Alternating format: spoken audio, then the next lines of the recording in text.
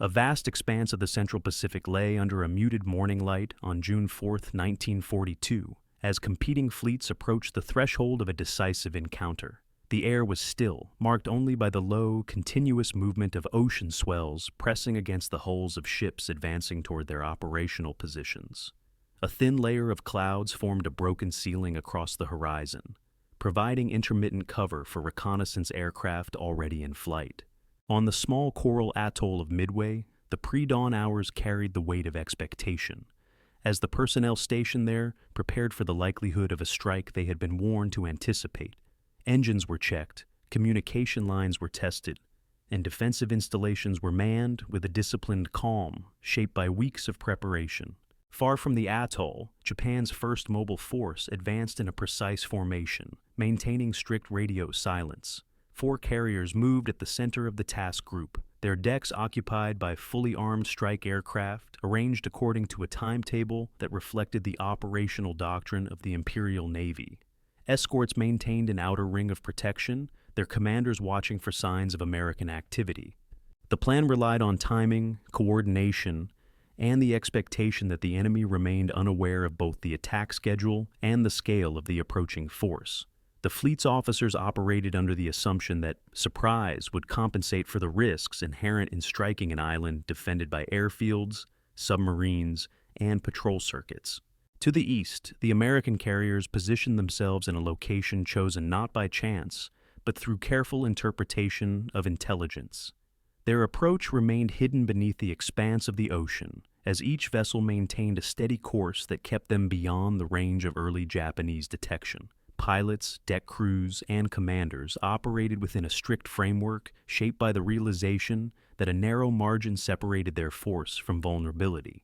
Aircraft were prepared for launch under conditions that demanded both speed and precision. Fuel lines, bomb hoists, and signal procedures had been rehearsed extensively to ensure that the first wave could rise into the air without delay once the decisive moment arrived. Midway's defenders faced the strain of a timetable determined by external intelligence rather than visible enemy presence. Alerts had become a routine condition during previous weeks, and fatigue among personnel reflected the pressures of constant readiness.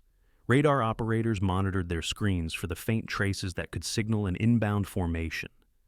Pilots assembled near their aircraft, aware that the distance between early detection and destruction could be measured in minutes. The ground crews prepared the airstrip for rapid launches, positioning aircraft according to the expected direction of attack and maintaining strict adherence to protocols that reduced the risk of delays.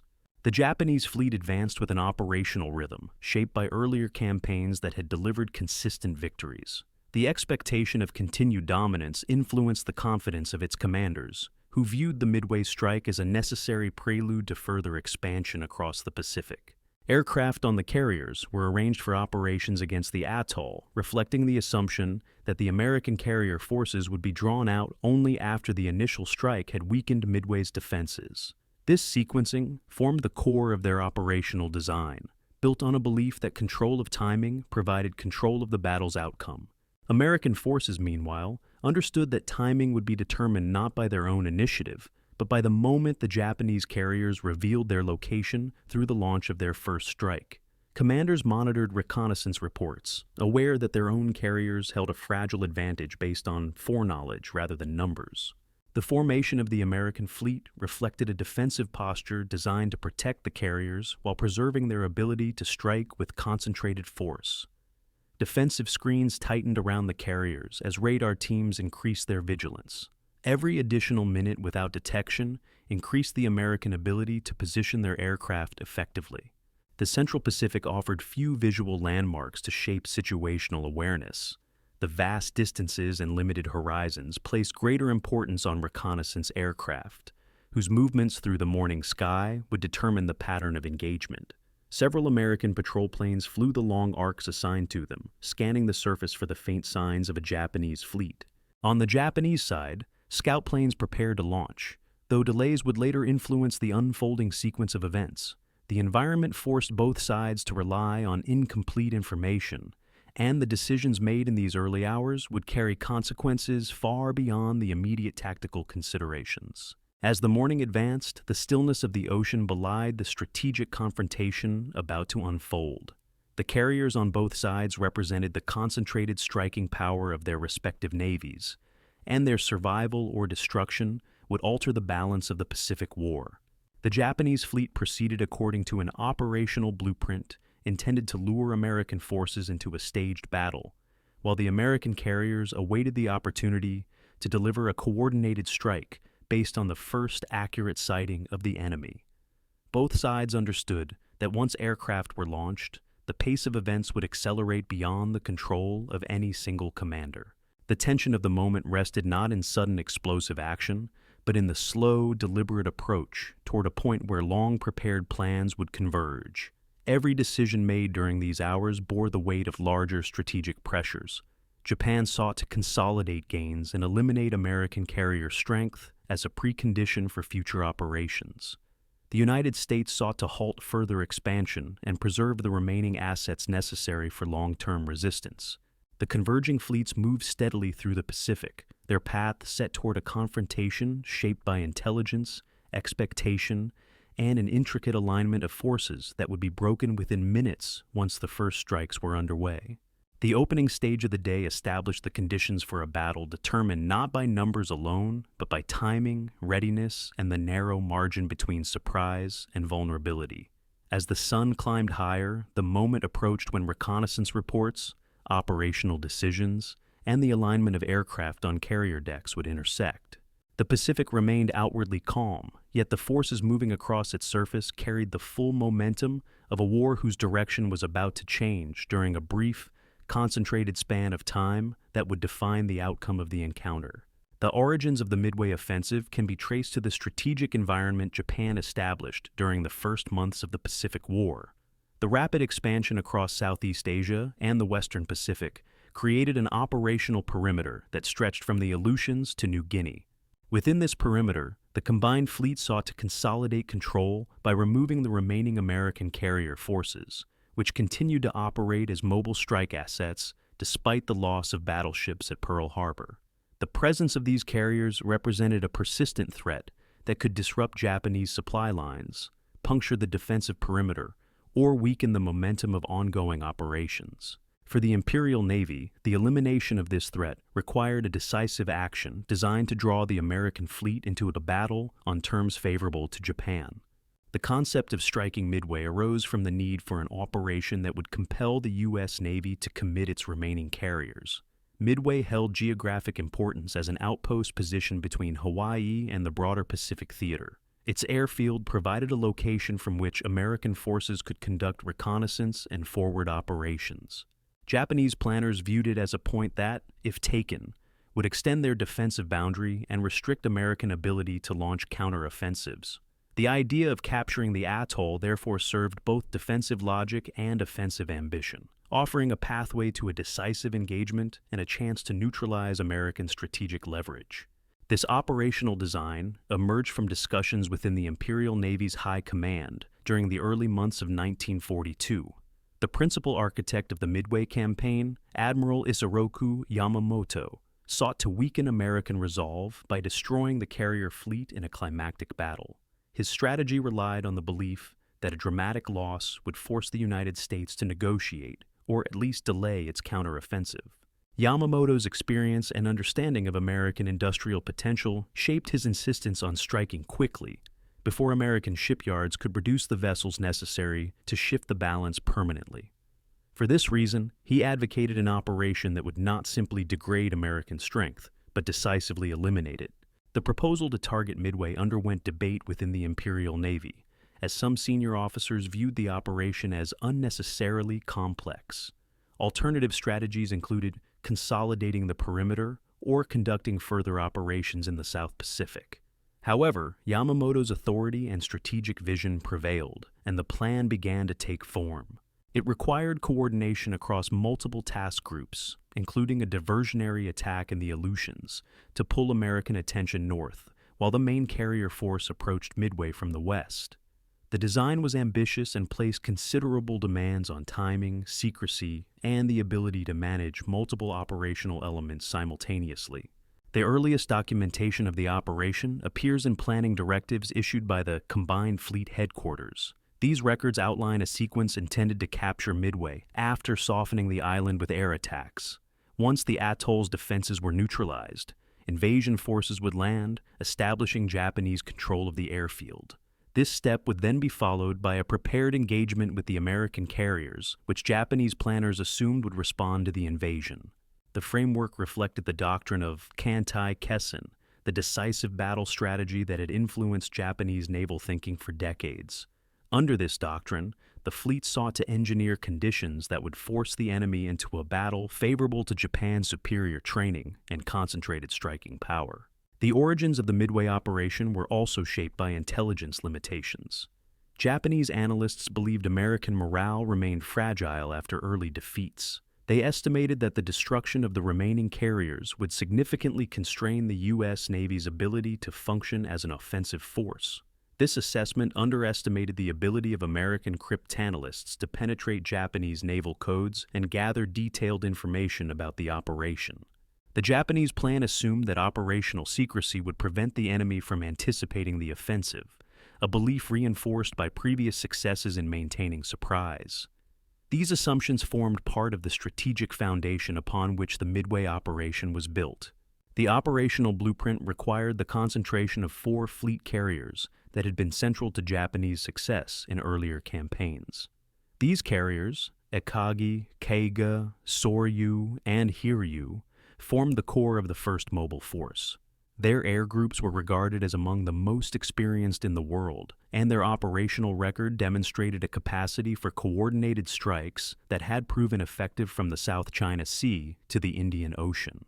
The Japanese leadership viewed these air groups as essential to achieving a rapid, overwhelming attack that would neutralize Midway's air defenses before American carriers arrived. The American response to these early developments began long before the two fleets approached Midway.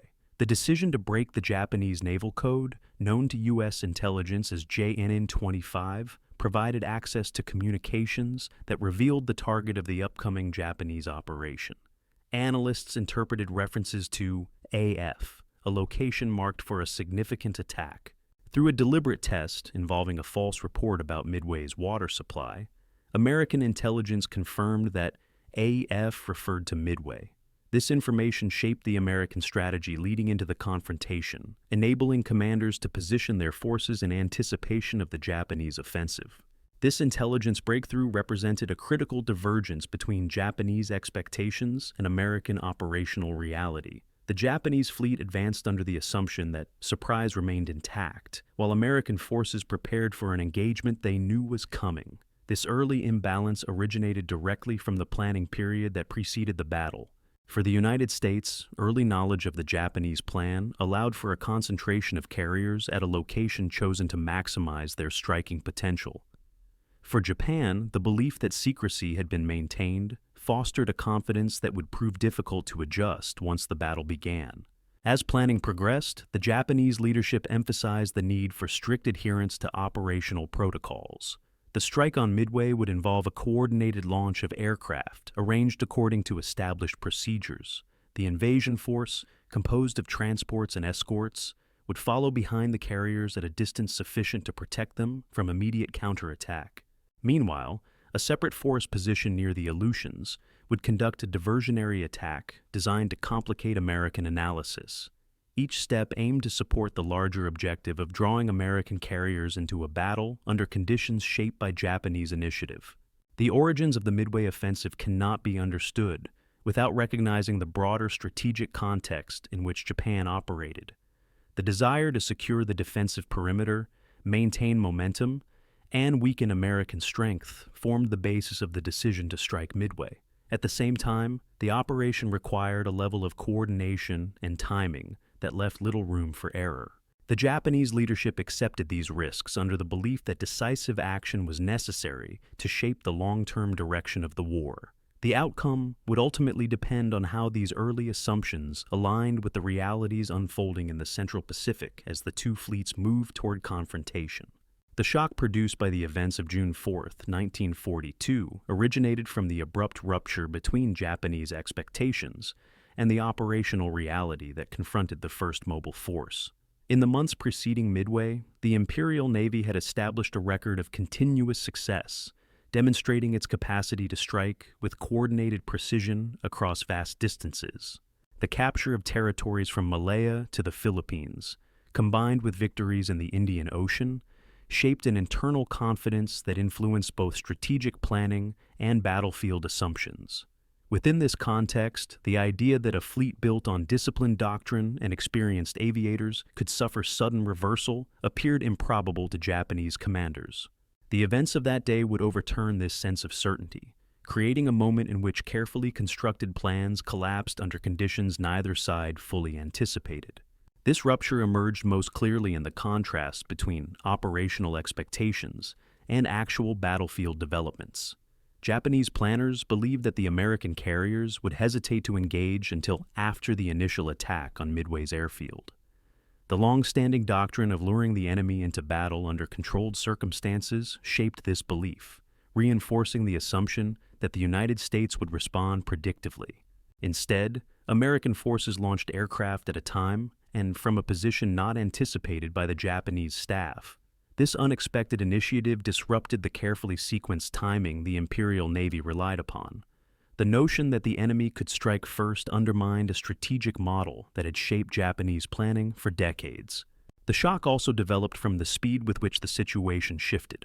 The timeline of the operation had been designed to unfold according to a structured progression: initial airstrike, assessment of damage, preparation for a second strike if needed, followed by readiness to engage the American carriers. This sequence relied on the assumption that events would advance at a pace controlled by Japanese decisions. However, once American aircraft began appearing in the vicinity of the task force earlier than expected, Japanese commanders faced a disruption that forced rapid reassessments under time pressure. The sudden appearance of enemy forces where none were predicted created a moment in which strategic confidence gave way to operational uncertainty. The narrow span of time in which the Japanese carriers became vulnerable contributed significantly to the historical shock surrounding Midway.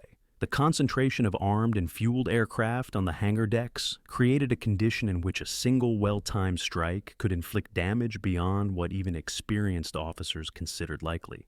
The Japanese fleet had faced risk before, but the doctrine upheld by the Imperial Navy emphasized the importance of controlling engagement terms to minimize vulnerabilities.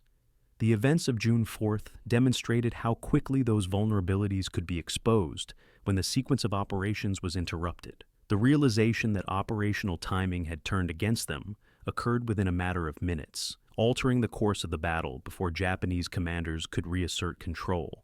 The collapse of Japanese carrier strength generated astonishment, not only because of the speed of events, but also because of the perceived invulnerability of the first mobile force.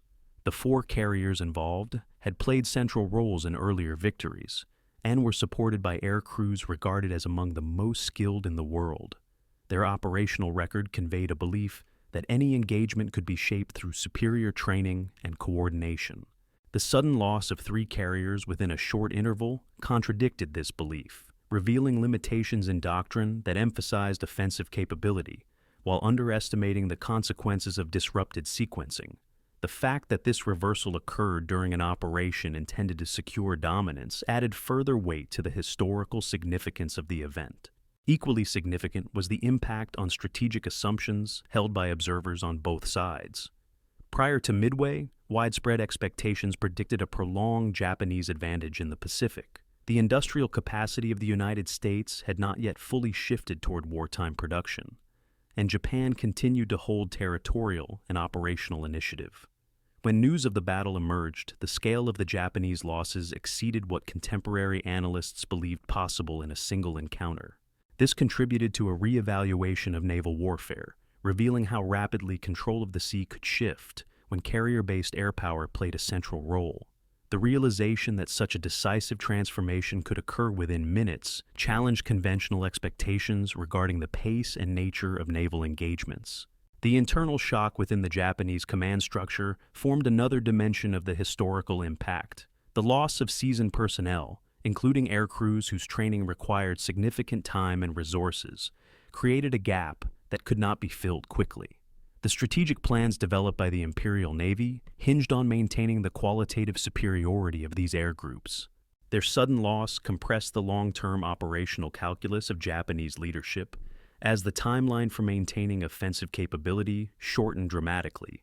This realization unfolded gradually over the hours following the initial strikes, as the scale of the defeat became apparent to those attempting to organize a response. From the American perspective, the outcome of the battle produced its own form of shock, one rooted in the recognition of how narrow the margin of success had been. The American carriers had been positioned based on intelligence breakthroughs rather than numerical superiority. Their air crews included individuals whose experience varied widely, and tactical coordination across squadrons involved challenges not easily resolved under combat conditions. The successful attack on the Japanese carriers required timing that aligned with the vulnerabilities created by the Japanese operational sequence. For American commanders and analysts, the realization that these factors had converged at exactly the right moment underscored the fragility of the situation prior to the decisive strikes. The broader historical shock derived from how the event forced a reconsideration of war trajectories. Prior to Midway, predictions regarding Japanese expansion often assumed a continued ability to project power. After the battle, assessments shifted to acknowledge the limitations imposed by the loss of experienced personnel and irreplaceable carriers. Observers recognized that the momentum Japan had established through successive operations could not be sustained under these new conditions. The battle forced a re-evaluation of strategic options and contributed to a recognition that the initiative in the Pacific would gradually shift toward the United States. What distinguishes the shock of Midway from other wartime reversals is the combination of operational expectation, rapid disruption, and immediate strategic consequence. The event demonstrated how intelligence, timing, and tactical sequence could overturn established advantages, challenging assumptions that had dominated naval thinking. The 5-minute span in which the decisive strikes occurred represented not simply a tactical moment, but a point at which the foundations of Japanese strategy began to give way. This convergence of factors created a historical moment whose prominence derives not from dramatic description, but from the stark alignment of operational vulnerability and strategic consequence. The deeper investigative record surrounding the Midway operation is built from a wide range of archival materials, operational documents, intelligence summaries, and post-war evaluations that collectively illuminate how the events of June 4, 1942 unfolded. The surviving evidence offers a layered account of strategic planning, battlefield decisions, and the conditions that shaped the outcome of the engagement. These sources provide insight into the internal dynamics of both navies, revealing operational intent as well as the limitations that emerged once the battle began. Among the most significant documents are the Japanese operational orders and planning directives issued prior to the attack. These records outline the structure of the Midway offensive, detailing the intended sequencing of airstrikes, reconnaissance patterns, and fleet movements. They reflect the confidence of the Imperial Navy's leadership and demonstrate how doctrine influenced each stage of preparation. The directives emphasize coordinated timing, strict radio discipline, and the expectation that American forces would respond predictably to the initial attack. They also reveal how Japanese planners balanced the need for secrecy with the operational complexity required to coordinate multiple fleets across vast distances. Intelligence reports from the United States add another dimension to the archival record. Decrypted communications from the Japanese Navy, analyzed by cryptologic units working in Hawaii and Washington, provide evidence of the depth of American awareness regarding Japanese intentions. These reports describe intercepted messages, interpret operational code groups, and offer assessments of Japanese logistics and movements. Within these documents are the analytic conclusions that allowed American commanders to position their carriers effectively. The reports demonstrate the analytical rigor applied to piecing together fragmented intelligence, as well as the caution required to ensure that conclusions were supported by consistent patterns in enemy traffic. Operational diaries kept aboard American ships provide detailed accounts of movement, readiness levels, and orders given during the days leading to the battle. These logs record launch times, changes in course, radar sightings, and communications exchanges, Although they focus on operational data rather than narrative description, they offer a precise chronology that allows historians to reconstruct the pace of events. The diaries show how commanders adjusted their decisions based on reconnaissance reports, weather conditions, and fuel considerations, capturing the tension of navigating an engagement in which a small delay or misjudgment could alter the outcome. Japanese after-action reports and surviving fragments of ship logs supply additional perspective. Many records were lost with the ships themselves, but the documents that remain reveal attempts by surviving officers to describe the rapid sequence of events that led to the loss of their carriers. These reports often focus on procedural adherence, time of detection, and the condition of aircraft during preparations for subsequent strikes. They highlight the challenges faced by officers attempting to manage damage control and coordinate air operations under conditions of increasing disruption. The remaining records from the Japanese side are incomplete, yet the fragments provide valuable insight into how the Imperial Navy interpreted the battle internally. Pilot debriefings and squadron reports from the American side offer a different type of evidence, one that captures the operational challenges faced by air crews. These documents describe flight formations, fuel calculations, search patterns, and the difficulties encountered while attempting to locate the Japanese fleet. They recount navigational issues, visibility challenges, and the strain of coordinating attacks across multiple squadrons. The reports do not dwell on emotional experience, but focus instead on procedural and tactical details. They form a record of how individual actions intersected with the broader operational design.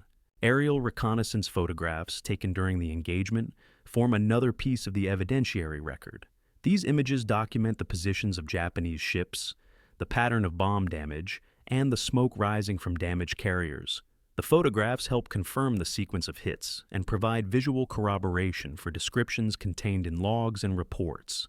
Their clarity varies due to movement, distance, and combat conditions, yet the surviving images remain valuable for reconstructing the exact orientation and situation of the Japanese fleet at key moments. In addition to operational documents, correspondence and memoranda exchanged among American commanders prior to the battle offer insight into the strategic reasoning behind their decisions.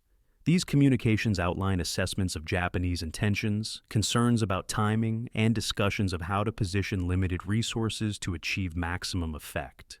They reveal the caution exercised by American leadership, shaped by the recognition that their remaining carrier strength represented a critical asset that could not be risked without sufficient justification.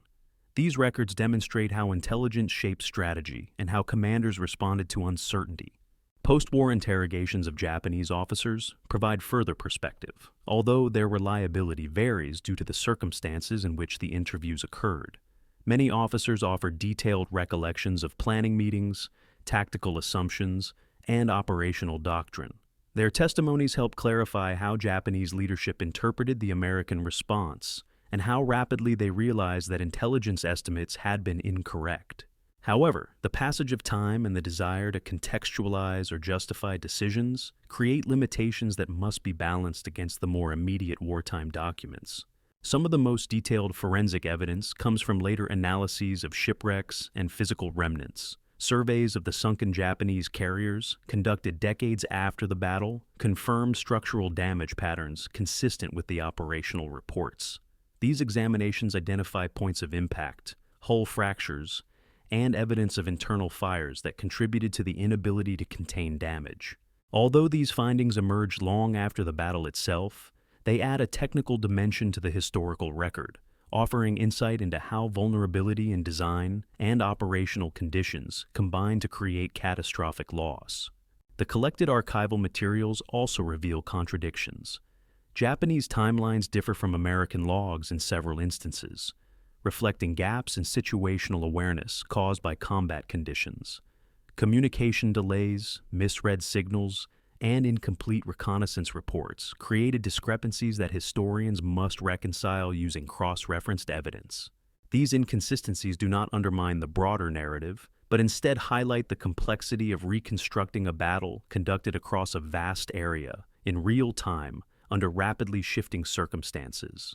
The depth and variety of sources available for the study of Midway distinguish it from many other naval confrontations of the period, Reports, diaries, photographs, intercepted communications, and later analyses combine to form a multifaceted record that allows for detailed reconstruction of the engagement. This evidence does not eliminate all uncertainty, but it provides a foundation for understanding how strategic assumptions, operational decisions, and situational disruptions converged on June 4, 1942 to alter the course of the Pacific War.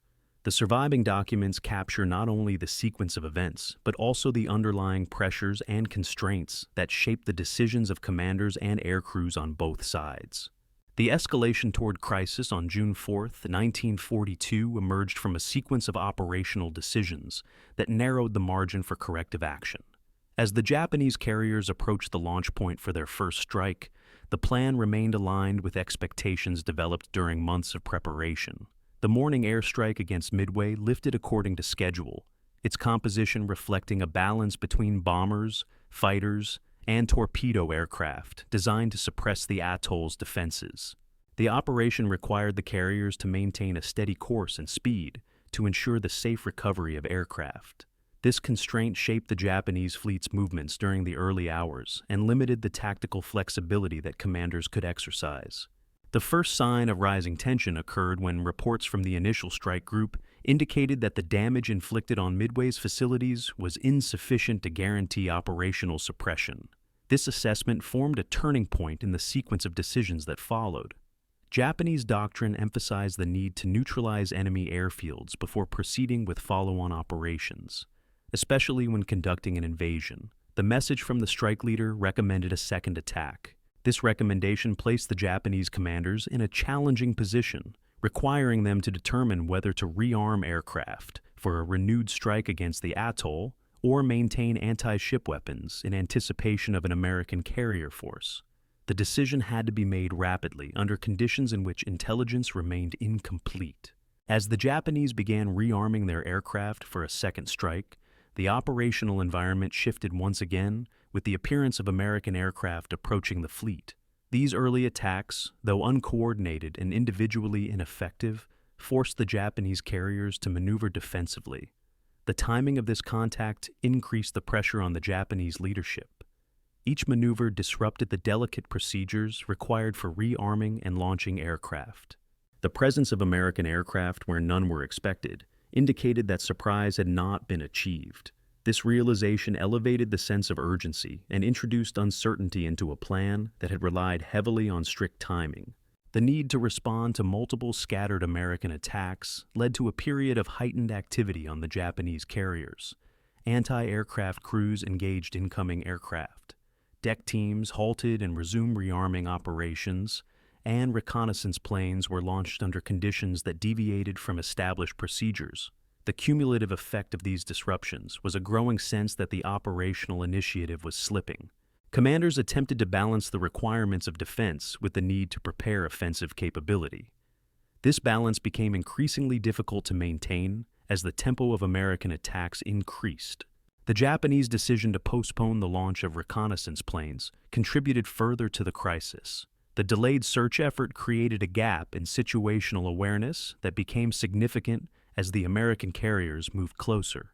When a scout plane finally spotted the American force, the report contained incomplete information regarding the number and composition of the enemy. This partial sighting triggered a rapid reassessment among Japanese commanders, who recognized that they faced a carrier force capable of launching its own coordinated strike. The pressure to shift from preparing a second strike on Midway to preparing an attack on the American carriers exposed the limitations of the fleet's ability to adjust quickly. The process of rearming aircraft became the focal point of operational strain.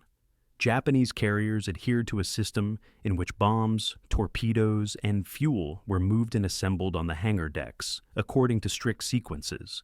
The need to reverse earlier decisions, to remove land attack ordnance and replace it with anti-ship weapons, caused significant delays. These delays were amplified by the defensive maneuvers required to evade American attacks. Every alteration of course, every increase in speed, and every shift in deck activity added time and risk to the preparation process. The Japanese fleet faced an environment in which the conditions required for an orderly launch of aircraft were increasingly difficult to maintain. American forces continued to escalate pressure through repeated attacks. Although these early waves suffered heavy losses and failed to inflict damage, they achieved an effect disproportionate to their immediate impact. They forced the Japanese carriers to maintain a defensive posture and prevented efficient launch procedures. The persistence of these attacks created a continuous threat, compelling Japanese commanders to prioritize immediate survival over long-term operational sequencing. This shift from initiative to reaction marked a significant escalation in the crisis. The Japanese leadership understood that time was no longer an abstract factor, but a rapidly diminishing resource. The knowledge that American carriers were within range created urgency to launch a counterstrike. However, the challenges of deck organization, weapon configuration, and readiness levels prevented immediate action. Aircraft that might have been ready earlier were still undergoing rearming or refueling, and the procedures required to finalize their preparation could not be shortened without increasing the risk of accidents. The cumulative delays created an operational bottleneck that left the carriers exposed. Fuel management added another dimension to the escalating crisis. Aircraft already launched for reconnaissance or early defensive actions needed to return, requiring the carriers to halt maneuvering periodically to recover them. These recovery operations added further delays, increasing the time during which the carriers remained vulnerable. The rhythm of launch and recovery, normally controlled with precision, became irregular, shaped by the overlapping demands of defense, reconnaissance, and offensive preparation. Commanders were forced to make decisions based on incomplete information while attempting to preserve the fleet's striking power. In the final moments before the American dive bomber attacks, the crisis reached its peak. Japanese carriers held significant numbers of fueled and partially armed aircraft on their hangar decks. The ships maneuvered at high speed to evade persistent attacks, but these movements further impeded the ability to launch a prepared strike.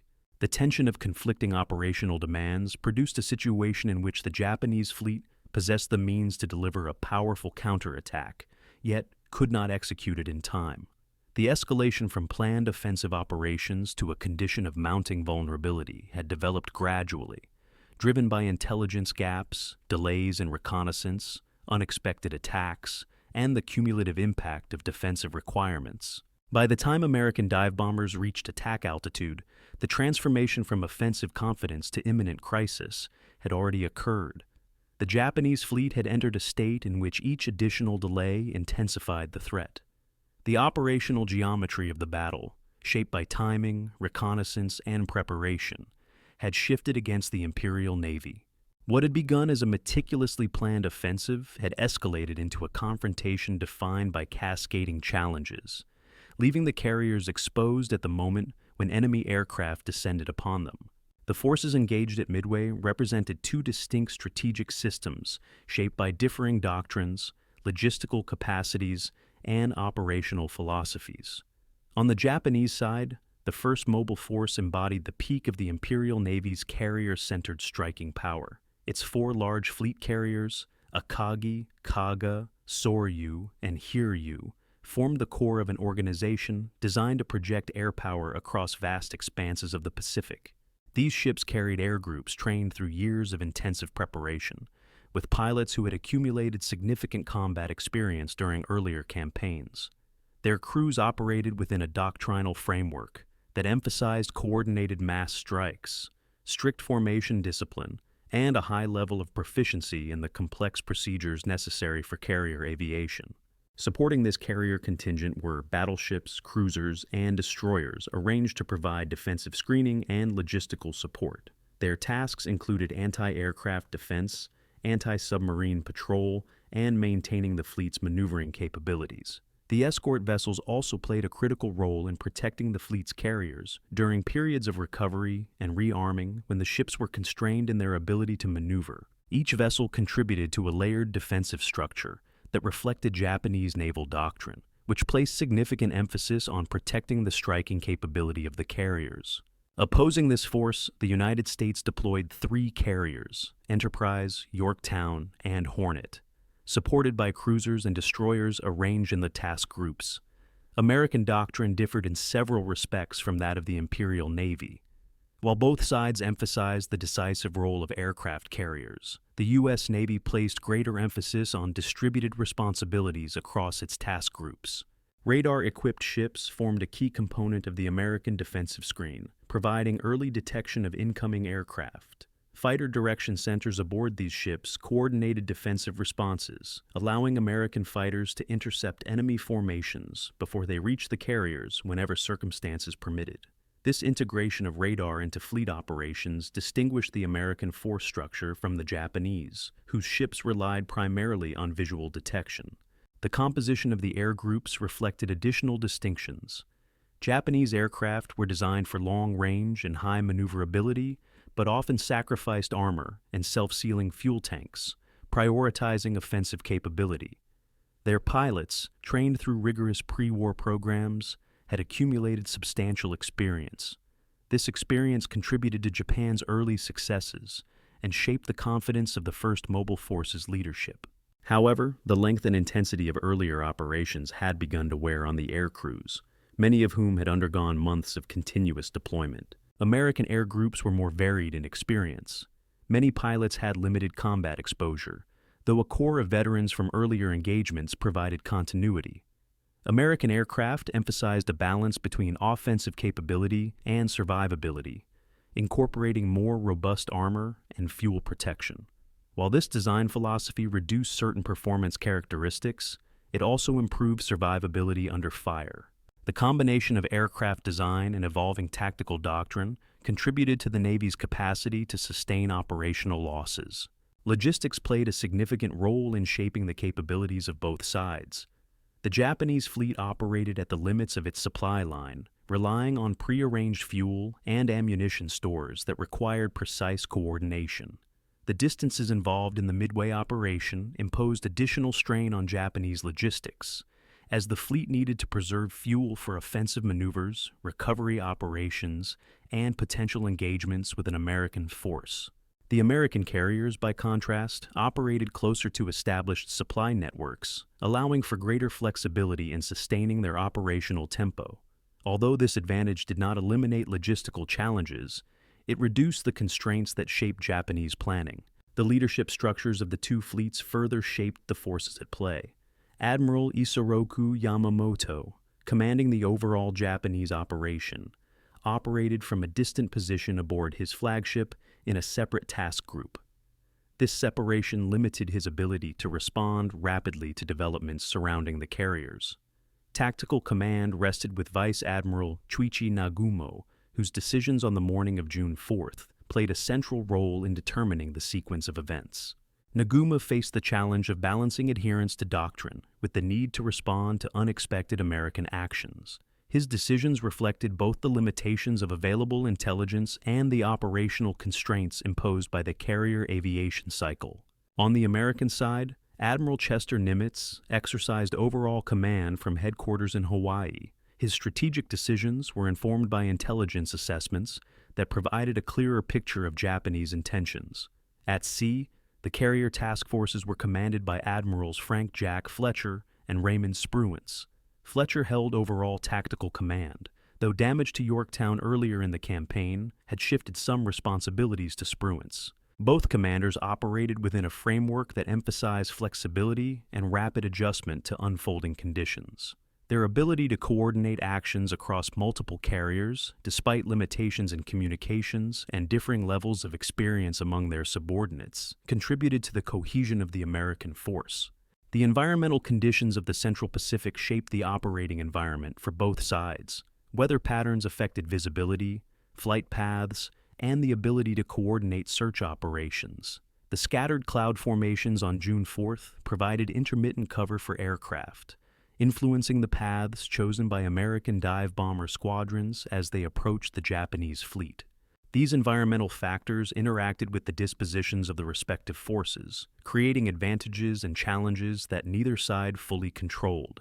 Both navies also operated under strategic pressures that shaped their decision-making. For Japan, the need to secure the initiative and weaken American carrier strength formed the basis of the entire operation.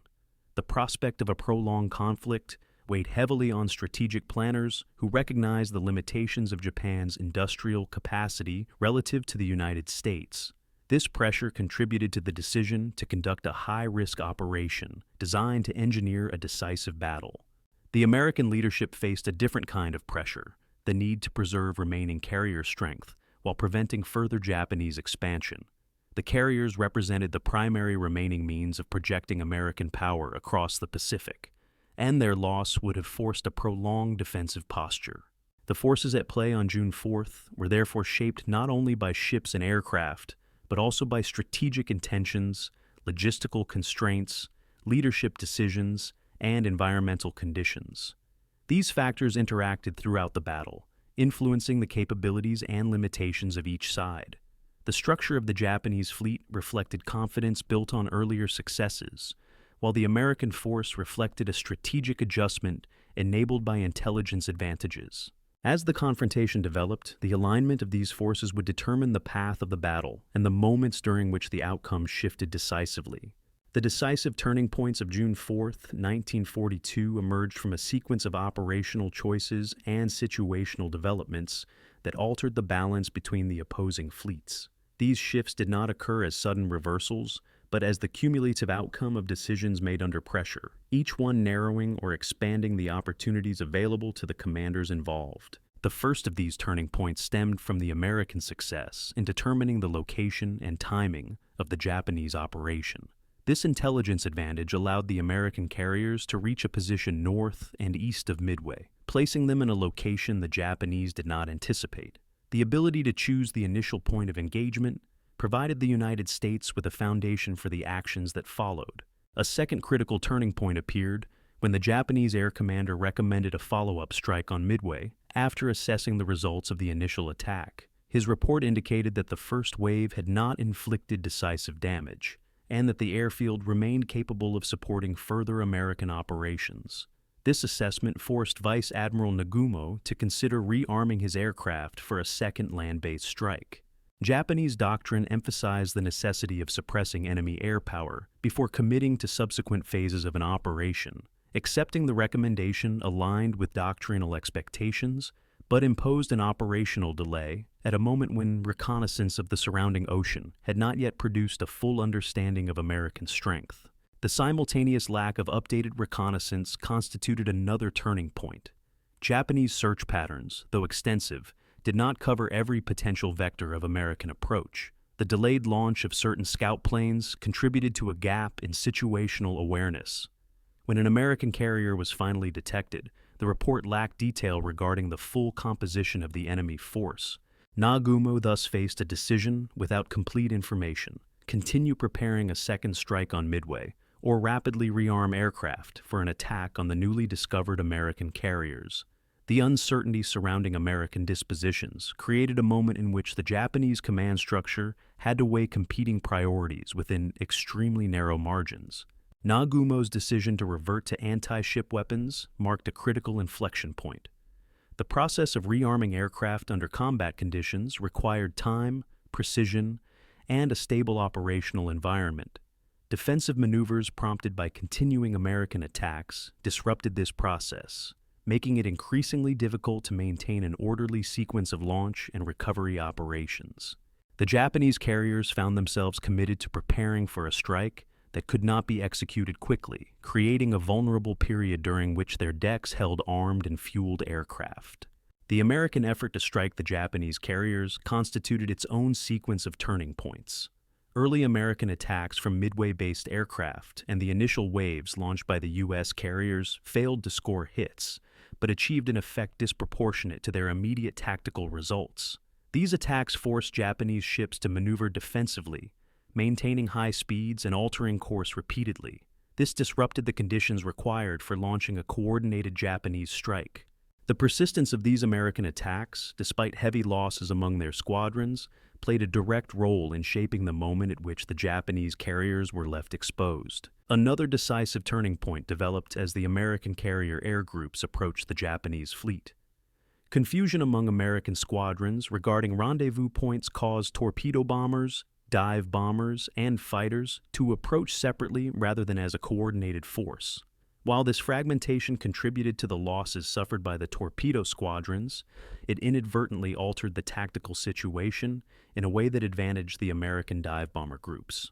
Japanese fighters, drawn downward to engage the low-flying torpedo bombers, were not positioned to intercept the dive bombers as they descended through gaps in the cloud cover. This unplanned alignment created a moment in which the American attack groups arrived at the optimal altitude and angle, while the Japanese combat air patrol remained out of position. The arrival of the dive bombers at this precise moment formed the pivotal turning point of the battle. The Japanese carriers, in the midst of completing rearming operations, lacked the ability to launch aircraft. Their decks contained ordnance, fuel lines remained active, and their maneuvering was influenced by earlier evasive actions. The attackers found their targets at a moment when vulnerability aligned with tactical opportunity. Within minutes, Akagi, Kaga, and Soryu sustained hits that triggered fires and internal explosions. These losses severely reduced the Japanese fleet's ability to project air power. The continued resistance of Hiryu represented another turning point, as its air group launched counterattacks that inflicted significant damage on the U.S. carrier Yorktown. Hiryu's actions demonstrated the remaining offensive capability of the Japanese force and introduced uncertainty into the evolving battle.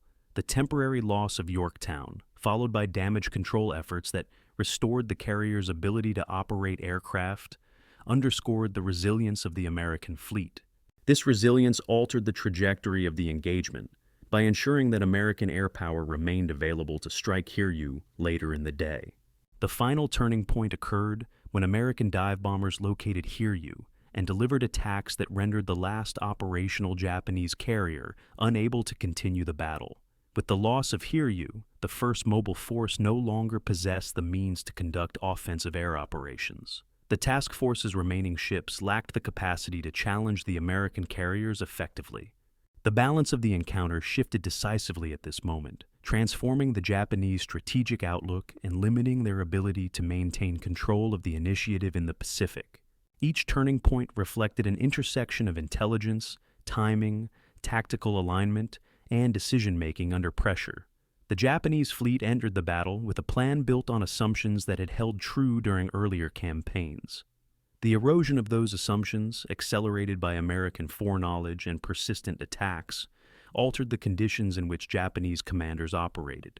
American forces, despite coordination challenges and limited experience among some aircrews, capitalized on moments shaped by Japanese vulnerabilities. The alignment of these factors during a narrow window on June 4th created the decisive turning points that transformed the battle and redirected the course of the Pacific War. The complexity of the Midway engagement expanded as the operational picture grew increasingly fragmented for both sides. The Japanese fleet entered the battle with a plan built on layered sequencing, doctrinal expectations, and assumptions regarding American behavior. Once the sequence began to unravel, the fleet found itself operating in an environment where the available information no longer aligned with pre-war planning. This divergence accelerated as each new development introduced additional layers of ambiguity. The limitations of reconnaissance, the pace of American attacks, and the growing difficulty of managing flight operations created a situation in which decisions had to be made without the clarity needed to support them. The interaction between incomplete information and compressed timelines formed the core of the operational complexity that shaped the outcome. For the Japanese command structure, the expanding complexity became evident when conflicting priorities emerged.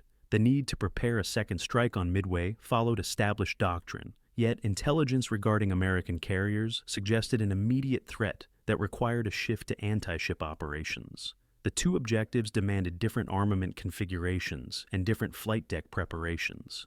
Attempting to pursue both within the available time frame produced internal contradictions that Japanese commanders attempted to reconcile through rapid reassessment. The ability to adapt quickly was constrained by the physical requirements of carrier operations, which demanded order and stability during launch and recovery. The pressure to reconfigure aircraft while under intermittent attack amplified the difficulty of making coherent decisions. Reconnaissance reports contributed to this complexity by offering incomplete or ambiguous information. The initial sighting report that located an American carrier lacked details such as the number of escorts or the presence of additional carriers. Japanese commanders could not determine whether they faced a single task force or a larger strike formation.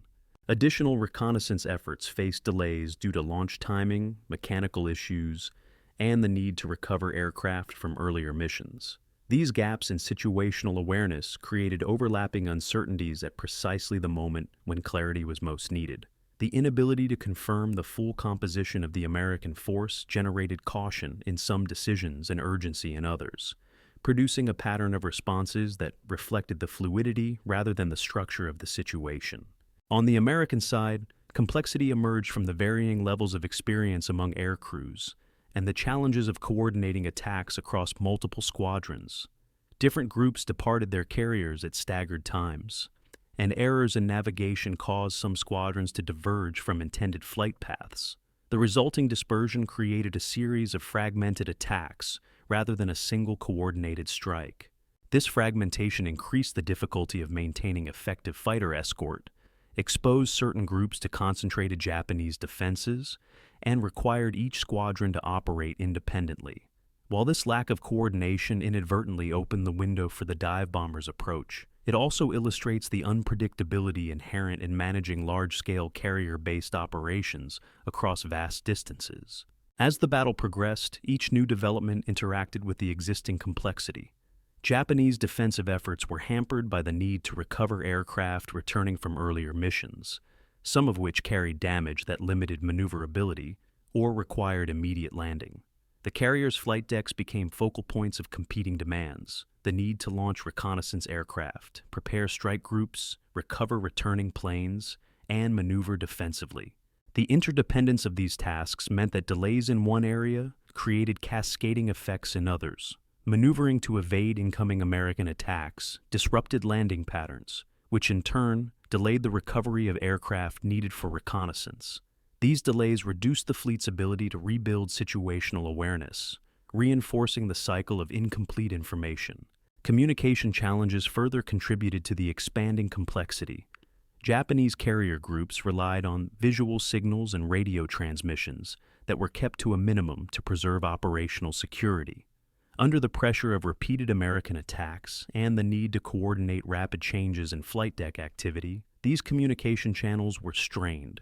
Misunderstandings or incomplete transmissions affected the synchronization between carriers. The difficulty of coordinating across multiple flight decks during a period of rapidly shifting conditions introduced inefficiencies that undermined the ability of the fleet to respond cohesively. Some commands took longer to implement than intended, and others required repetition or adjustment based on evolving circumstances. American forces faced their own communication issues, including the challenge of relaying reconnaissance information across dispersed task groups. Pilots returning from initial sighting missions provided reports that required interpretation and correlation with other sources. Differences in altitude, visibility, and identification created variations in descriptions that had to be reconciled. Carrier commanders constructed their understanding of the Japanese fleet's position from these separate fragments, and although their intelligence advantage allowed them to hold general situational awareness, the tactical details required for precise coordination still contained uncertainty. These ambiguities influenced the timing and sequencing of American strike launches, contributing to the lack of cohesion among different squadrons. Another element of complexity arose from the weather and environmental conditions present on the battlefield. Cloud formations offered intermittent concealment that benefited or hindered aircraft depending on their altitude and direction of approach. Pilots navigating through broken cloud cover faced challenges in maintaining formation or locating their targets. Some groups passed over or around the Japanese fleet without sighting it, adding further uncertainty as commanders attempted to determine whether these aircraft should return, continue searching, or redirect their flight paths. The interplay between weather, timing, and reconnaissance shaped the difficulty of locating the opposing fleet during critical moments. The physical characteristics of carrier operations intensified the complexity as the battle reached its critical phase. Japanese carriers, in particular, faced the challenge of managing large numbers of armed and fueled aircraft on their hangar decks. The need to assemble strike groups under conditions that required constant defensive maneuvering created a dynamic environment in which the risk of internal accidents increased. Every shift in course altered wind conditions needed for launch or recovery, and every delay prolonged the exposure of the carrier's decks. The operational cycle, which normally followed a predictable rhythm, became increasingly irregular. These irregularities reduced the ability of commanders to plan subsequent actions with confidence. As the battle unfolded, the expanding complexity also exposed the limitations inherent in pre-war doctrine. Japanese naval strategy emphasized the ideal of the decisive battle, with tightly controlled conditions and clear sequencing. The reality of Midway diverged sharply from these expectations, revealing the difficulty of adjusting doctrine to rapidly changing circumstances. The Japanese command structure, built to function within predictable frameworks, faced mounting challenges as the environment became more chaotic. The inability to reconcile doctrine with operational reality contributed to decisions that reflected the constraints of the moment rather than the broader strategic picture. American forces, although benefiting from intelligence and tactical opportunity, also operated within a complex environment that required adaptation. The unexpected fragmentation of their attack waves forced commanders to adjust expectations regarding timing and coordination. Pilots on returning missions reported details that influenced subsequent decisions, but the limited ability to predict Japanese reactions necessitated flexible responses. The process of rearming and refueling American aircraft occurred under the pressure of anticipating further strikes from Hiryu. Yet American logistics, communication organization, and task group flexibility allowed them to manage complexity more effectively than their opponents during the critical hours of the battle. The cumulative effect of these expanding layers of complexity created a battlefield defined by uncertainty, rapid shifts, and interdependent challenges. Both sides operated within a dense network of variables: reconnaissance gaps, timing disruptions, weather effects, communication constraints, and the physical demands of carrier aviation. The Japanese fleet struggled to maintain coherence under these conditions, while American forces leveraged intelligence advantages and operational resilience to navigate the same environment with greater flexibility. This contrast in adaptability played a central role in shaping the decisive outcome. Interpretations of the Midway battle reflect a broad spectrum of analytical approaches, each attempting to explain how a confrontation shaped by doctrine, intelligence, and timing produced such a decisive outcome in so brief an interval. Traditional accounts emphasize the suddenness of the Japanese carrier's destruction, attributing the result to a fortunate convergence of American actions and Japanese vulnerabilities.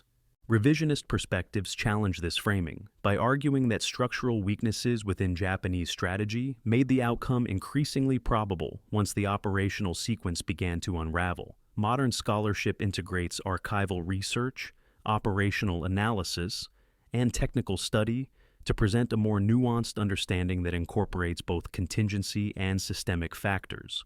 The earliest interpretations emerged during the war itself, shaped by limited information and the need for strategic assessment. American analysts viewed the victory at Midway primarily through the lens of intelligence success. By identifying the Japanese target in advance, the United States gained the ability to position its carriers at an advantageous location. This interpretation highlighted the role of cryptanalysis and framed the outcome as a demonstration of how information superiority could compensate for numerical inferiority. The emphasis on intelligence aligned with wartime priorities, reinforcing confidence in analytic methods and justifying investments in code-breaking capabilities. Japanese interpretations from the immediate post-war period focused on the breakdown of operational timing and the disruption caused by unexpected American attacks. Former officers emphasized the difficulty of rearming aircraft under combat conditions, and the cumulative delays that emerged from the need to recover aircraft, returning from the initial strike on Midway. These accounts often attributed the defeat to a combination of misfortune and unavoidable operational friction. Theories centered on the idea that a narrow set of circumstances produced the vulnerability exploited by the American dive bombers, suggesting that a different alignment of timing might have yielded an alternative outcome. A more critical interpretation developed as access to wartime records expanded. This perspective argued that the Japanese plan contained inherent weaknesses that increased the likelihood of defeat against an opponent with accurate intelligence. Analysts noted that the operational design assumed surprise, required complex coordination across multiple fleets, and relied heavily on the precise sequencing of actions. Any disruption to this sequence, whether from reconnaissance gaps, early American attacks, or internal delays, would create vulnerabilities that the Japanese command structure was not equipped to manage efficiently. This interpretation positioned the defeat not as an isolated tactical failure, but as the product of strategic overextension. Another school of thought focuses on doctrinal rigidity within the Imperial Navy.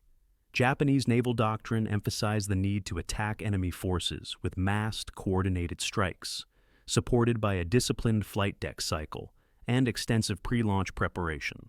This doctrine had proven effective in earlier operations, where Japanese planning and execution occurred under favorable conditions. At Midway, however, the same doctrine limited flexibility once circumstances diverged from expectations. The requirement to rearm aircraft according to established procedures, combined with the need to recover returning planes, created a bottleneck that prevented rapid adaptation. The adherence to doctrine under conditions that demanded improvisation forms a central element of this interpretation. Some scholars offer a contrasting interpretation, arguing that the outcome cannot be attributed solely to Japanese miscalculations.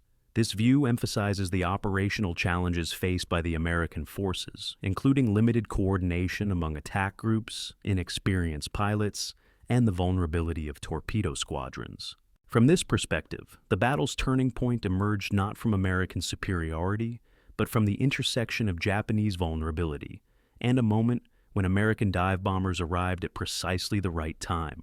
Proponents of this interpretation highlight the role of contingency, noting that small differences in timing, weather, or navigation could have altered the outcome significantly. Technological interpretations form another branch of analysis. These studies examine the impact of radar, aircraft performance, carrier design, and ordnance handling procedures. Radar provided American forces with detections that supported defensive readiness and improved the ability to track incoming threats.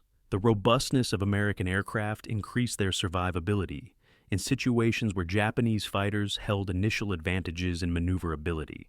Japanese carrier design, while effective in generating offensive striking power, incorporated vulnerabilities associated with fuel lines, hangar ventilation, and ordnance storage. Once ignited, fires spread rapidly through interconnected compartments, limiting the ability of damage control teams to contain them. These technological elements contribute to interpretations that emphasize structural factors rather than purely tactical or strategic ones. Another interpretation arises from examining institutional culture within the Japanese Navy.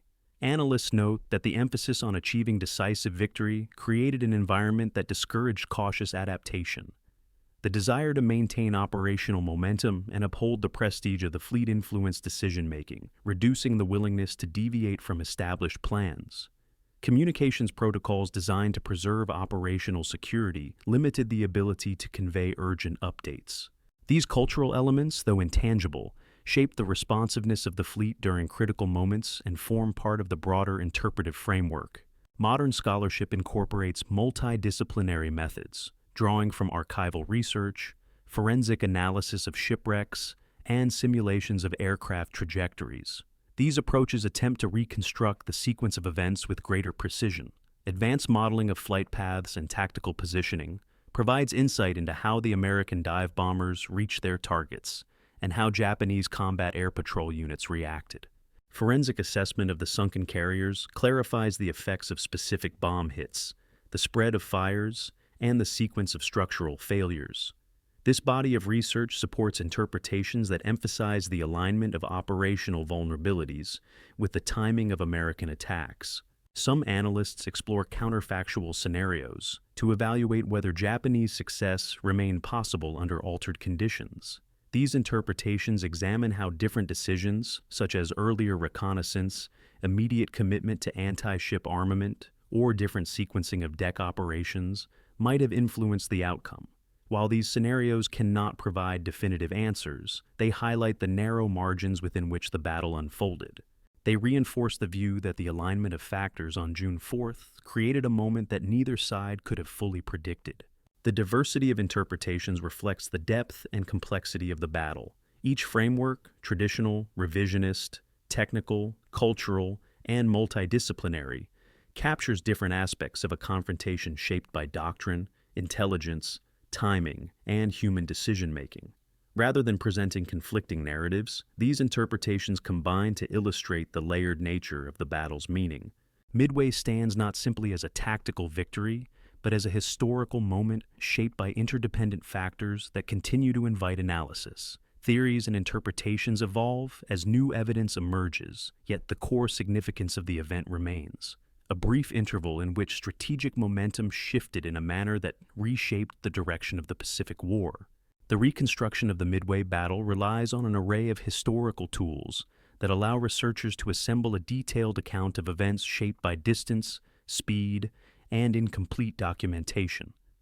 The combination of archival research, intelligence analysis, forensic examination, and modern technological methods enables historians to piece together the battle's chronology with a degree of precision that would otherwise be impossible. Each tool contributes differently, illuminating aspects of the engagement ranging from strategic decision-making to the physical consequences of bomb hits on the carriers. Together, they form the methodological foundation that supports contemporary understanding of the battle. Archival documents constitute the core of the historical record. Operational diaries, war logs, after-action reports, and correspondence provide the baseline evidence upon which researchers construct the narrative. American records are more complete due to the survival of ships and the preservation of their logs. These documents record course changes, launch times, communication exchanges, and sightings with a granularity that supports detailed reconstruction. They also include administrative records such as strategic memoranda and intelligence summaries, which reveal the reasoning behind decisions made before and during the battle.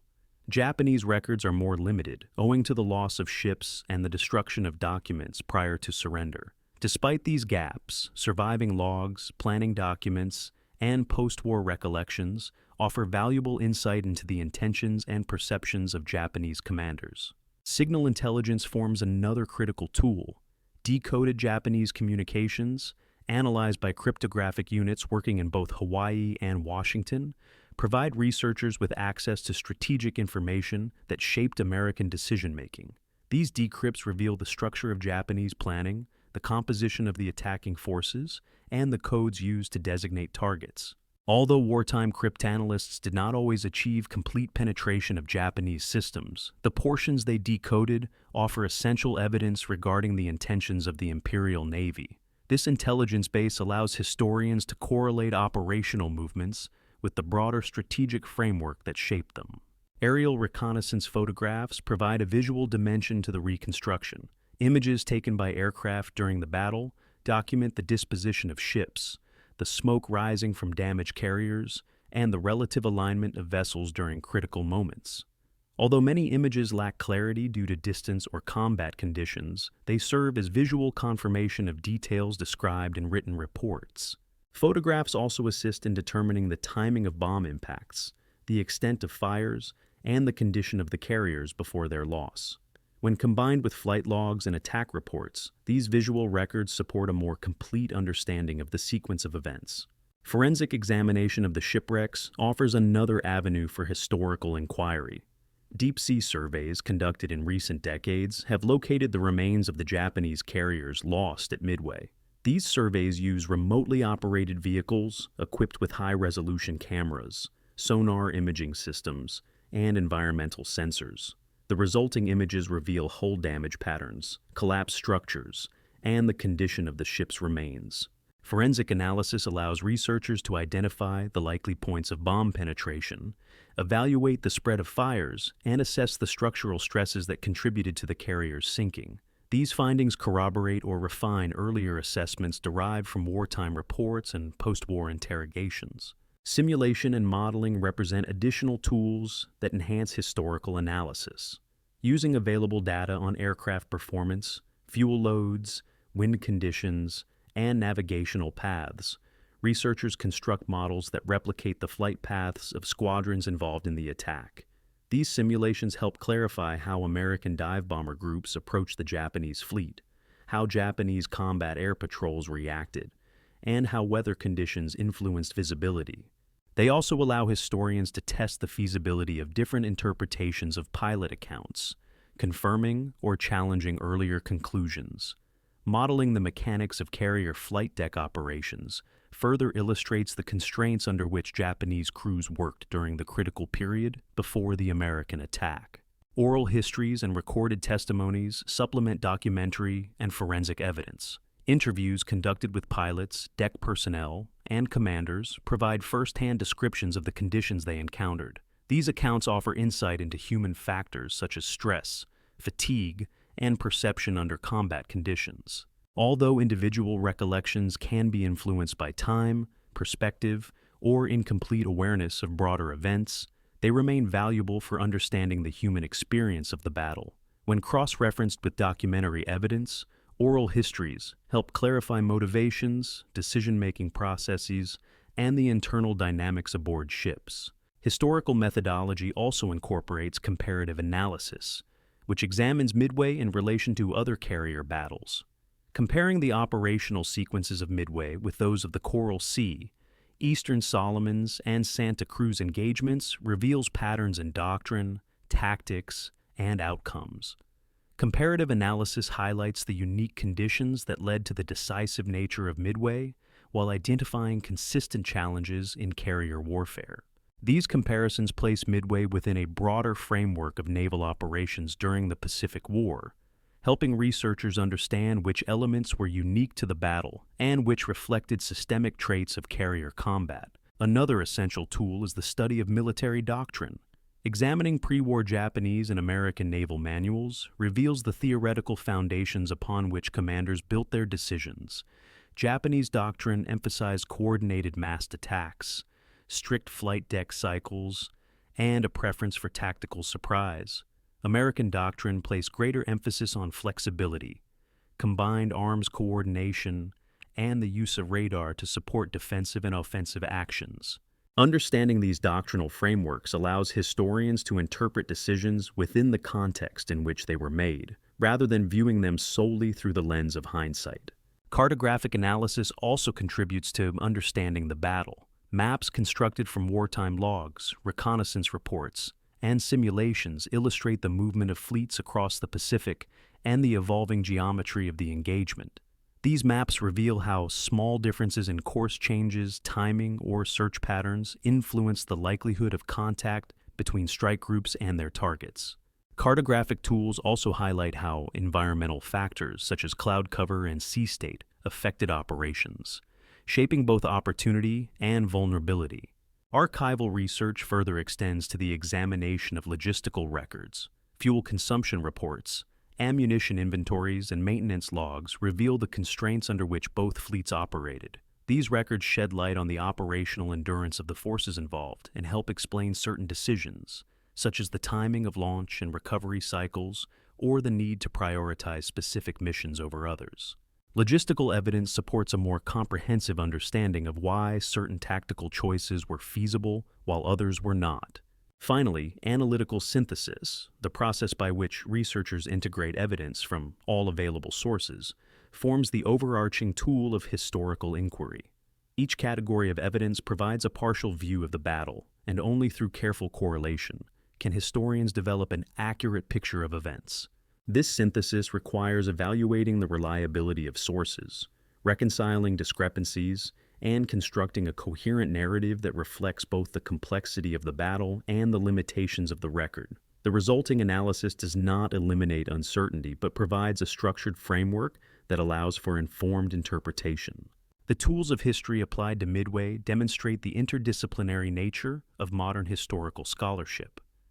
By drawing upon documents, intelligence reports, forensic studies, modeling techniques, oral histories, and doctrinal analysis, historians assemble a detailed and multifaceted understanding of the battle.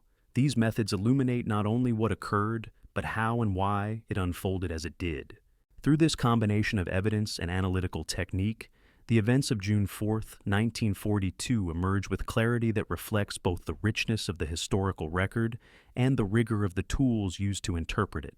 The historical record of the Midway battle contains areas of firm certainty alongside elements that remain unresolved due to lost documents, incomplete testimony, and the inherent limitations of reconstructing events shaped by rapid action and communication gaps. What is known derives from surviving logs, intelligence summaries, flight records, operational diaries, and post-war analyses.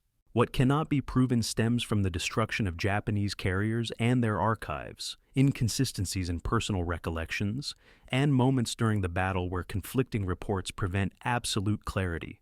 The contrast between confirmed evidence and unresolved questions forms a boundary that shapes the limits of historical interpretation. One of the strongest areas of certainty lies in the strategic sequence that shaped the battle. Archival evidence confirms the Japanese objective to draw the American carriers into a planned engagement following the neutralization of Midway's air power. The operational orders issued by the combined fleet and the planning memoranda, produced prior to the battle, outline these intentions in detail. Similarly, American records document the intelligence breakthrough that enabled U.S. commanders to anticipate the attack and position their forces advantageously. These strategic frameworks form the foundation upon which the rest of the historical narrative rests. The timeline of American strikes, launch sequences, and the arrival of dive bombers over the Japanese carriers also remains well documented. Flight logs, after-action reports, and deck logs provide precise times for launches, sightings, and attacks. Cross-referencing these records with aerial reconnaissance photographs and later forensic analysis allows for confident reconstruction of the moment when American dive bombers descended on Akagi, Kaka, and Soryu. The location of the Japanese fleet, the alignment of vessels within the task group, and the vulnerability created by ongoing rearming operations are supported by both primary and secondary sources. However, significant uncertainties arise when examining the internal conditions aboard the Japanese carriers in the minutes before the American attack. The positions of individual aircraft, the exact state of ordnance preparation, and the readiness of strike groups cannot be determined with complete precision. Japanese logs that might have recorded these details were lost when the ships sank or were destroyed by crew members attempting to prevent sensitive information from falling into enemy hands. Surviving officers provided testimony after the war, yet these recollections vary in detail and occasionally conflict with one another. Some accounts describe hangar decks crowded with armed aircraft, while others emphasize that rearming operations remained incomplete. These discrepancies limit the ability to make definitive statements about the exact conditions that influenced the effect of American bombs. The nature of Japanese reconnaissance delays remains another area where absolute certainty is unattainable.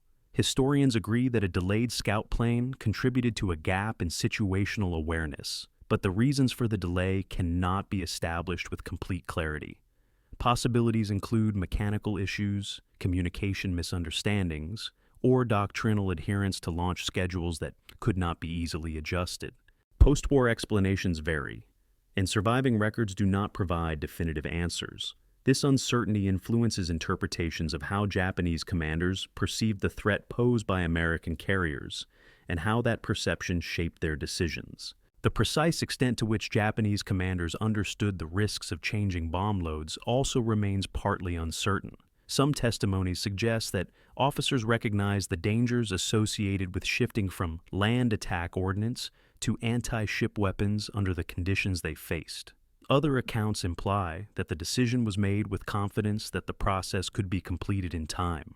Without surviving written records of internal discussions aboard the carriers during these minutes, historians cannot confirm whether the leadership fully appreciated the vulnerability created by rearming operations or whether they believed the situation remained manageable. Similar uncertainties affect the reconstruction of combat air patrol patterns. Logs and pilot reports offer partial insight into the distribution of Japanese fighters at the time American dive bombers arrived, yet no complete record exists of the exact altitude, heading, or positioning of each fighter.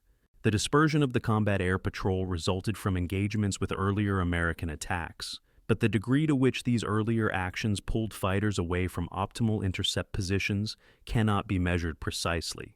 This limitation complicates efforts to determine how much tactical space existed for the dive bombers to exploit and how much resulted from moment-to-moment reactions by Japanese pilots. American records also contain areas of uncertainty.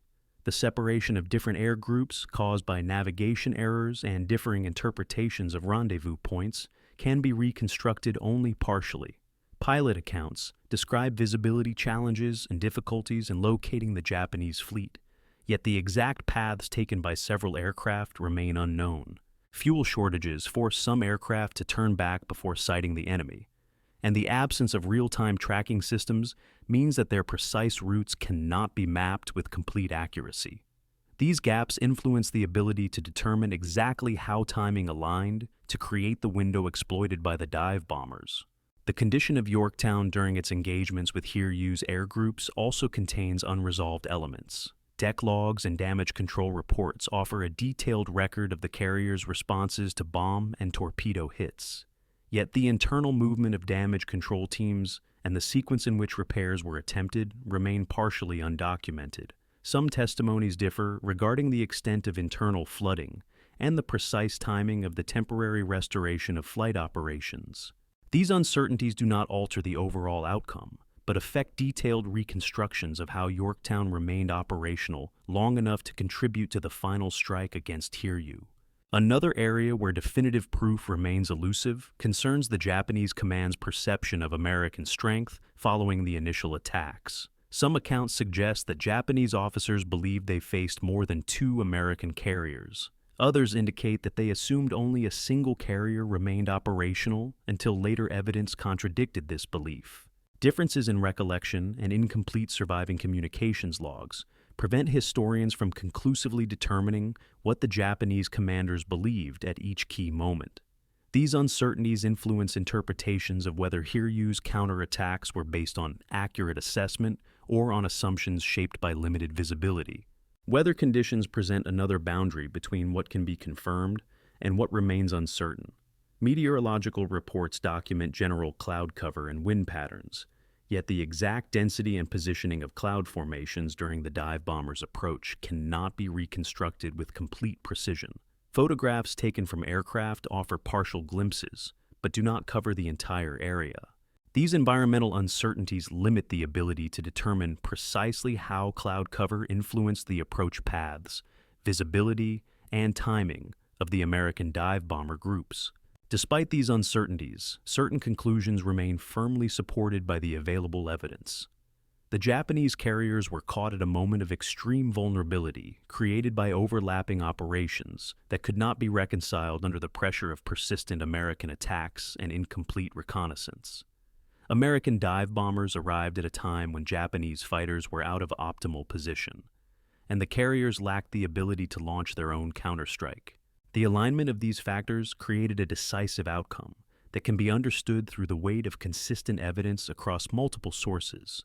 What remains beyond proof are the internal deliberations, minute-by-minute assessments, and exact physical conditions that shape specific decisions aboard the Japanese carriers during the final minutes before the American attack.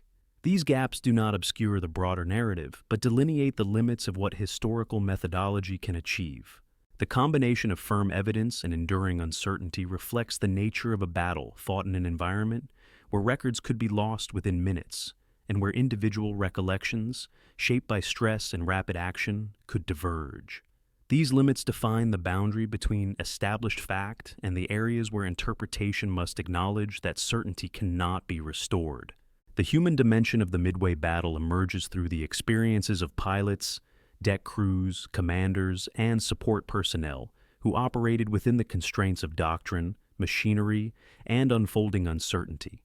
Their actions were shaped by training, discipline, and the demands of a carrier engagement, fought at long distances and under intense time pressure. Although the broader narrative focuses on strategic consequences and operational sequences, the individuals within each aircraft and aboard each vessel experience the battle as a series of immediate tasks requiring concentration, precision, and endurance.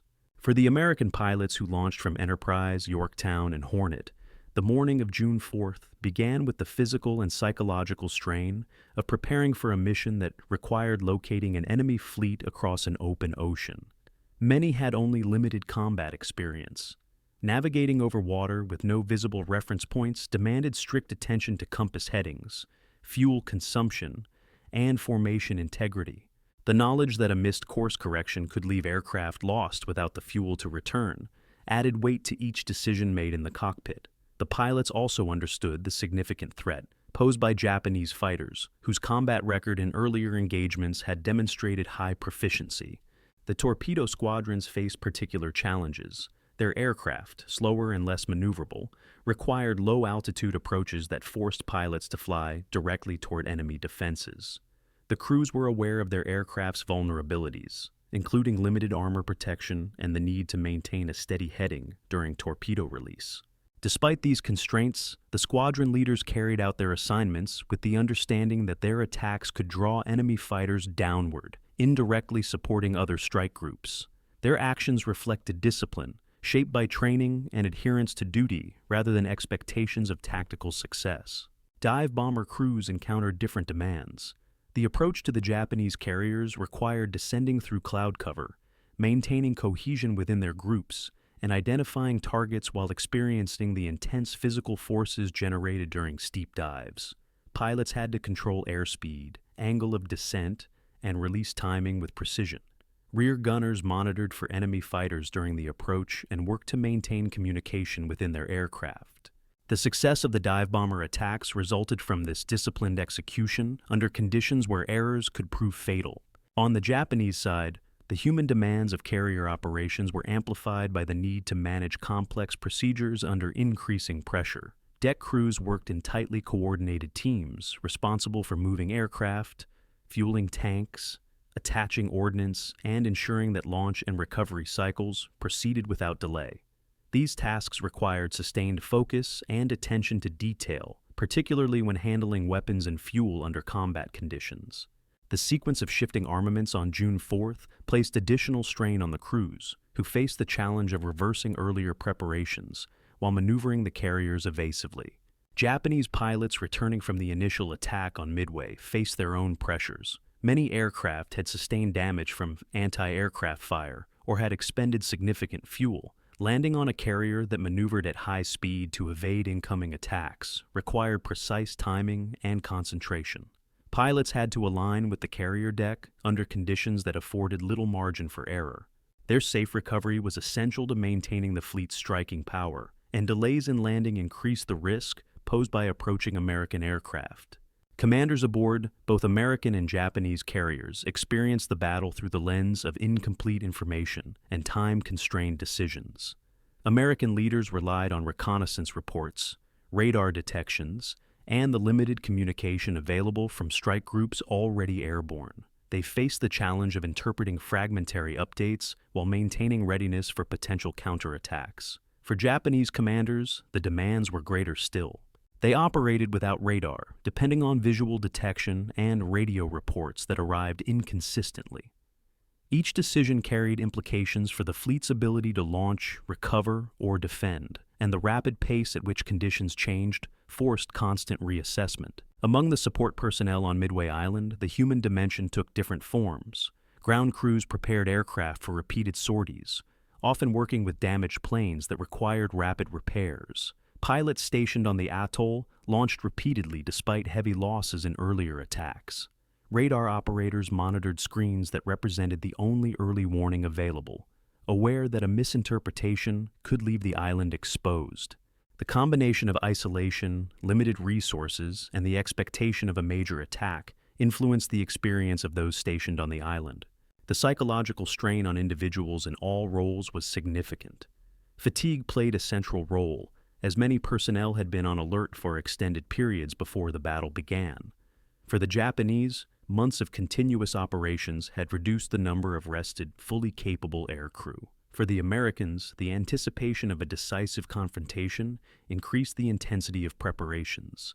Pilots launched into missions knowing that the success or failure of their efforts could determine the outcome of the battle. Commanders weighing decisions understood that errors could jeopardize the remaining carrier strength of their fleets. On the decks of the Japanese carriers, the moments before the American dive bomber attack were marked by a combination of routine procedures and rising tension. Crews moved aircraft, checked fuel lines, and prepared ordnance without knowing that enemy aircraft approached from above. When bombs struck, The rapid spread of fires challenged damage control teams trained to contain, but not necessarily to combat the scale of destruction caused by aircraft armed with armor-piercing munitions. Their efforts to control the damage reflected discipline and training, yet the conditions they faced were beyond what their ships were designed to endure. The human experience aboard American carriers after the initial success involved a different type of strain. Returning pilots reported the difficulty of navigating back to their carriers with limited fuel. Deck crews recovered aircraft quickly to prepare for additional strikes while maintaining readiness for potential Japanese counterattacks. The damage inflicted on Yorktown created a situation in which repair crews worked under difficult conditions to restore operational capability. Their ability to do so temporarily allowed Yorktown to launch and recover aircraft even after sustaining significant damage. As Hiryu launched counterattacks, American pilots and deck crews confronted renewed danger. The process of rearming and refueling aircraft occurred under the expectation of further strikes, requiring rapid but careful execution. Flight deck personnel balanced the need for speed with adherence to safety protocols that reduced the risk of accidents. The pressure to maintain operational tempo, combined with the need to protect the carriers from Japanese counterattacks, created a demanding environment that tested the resilience of the entire crew.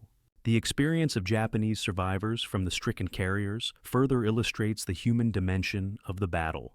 Once their ships sustained catastrophic damage, many personnel found themselves forced to abandon vessels that had served as the core of their operational identity.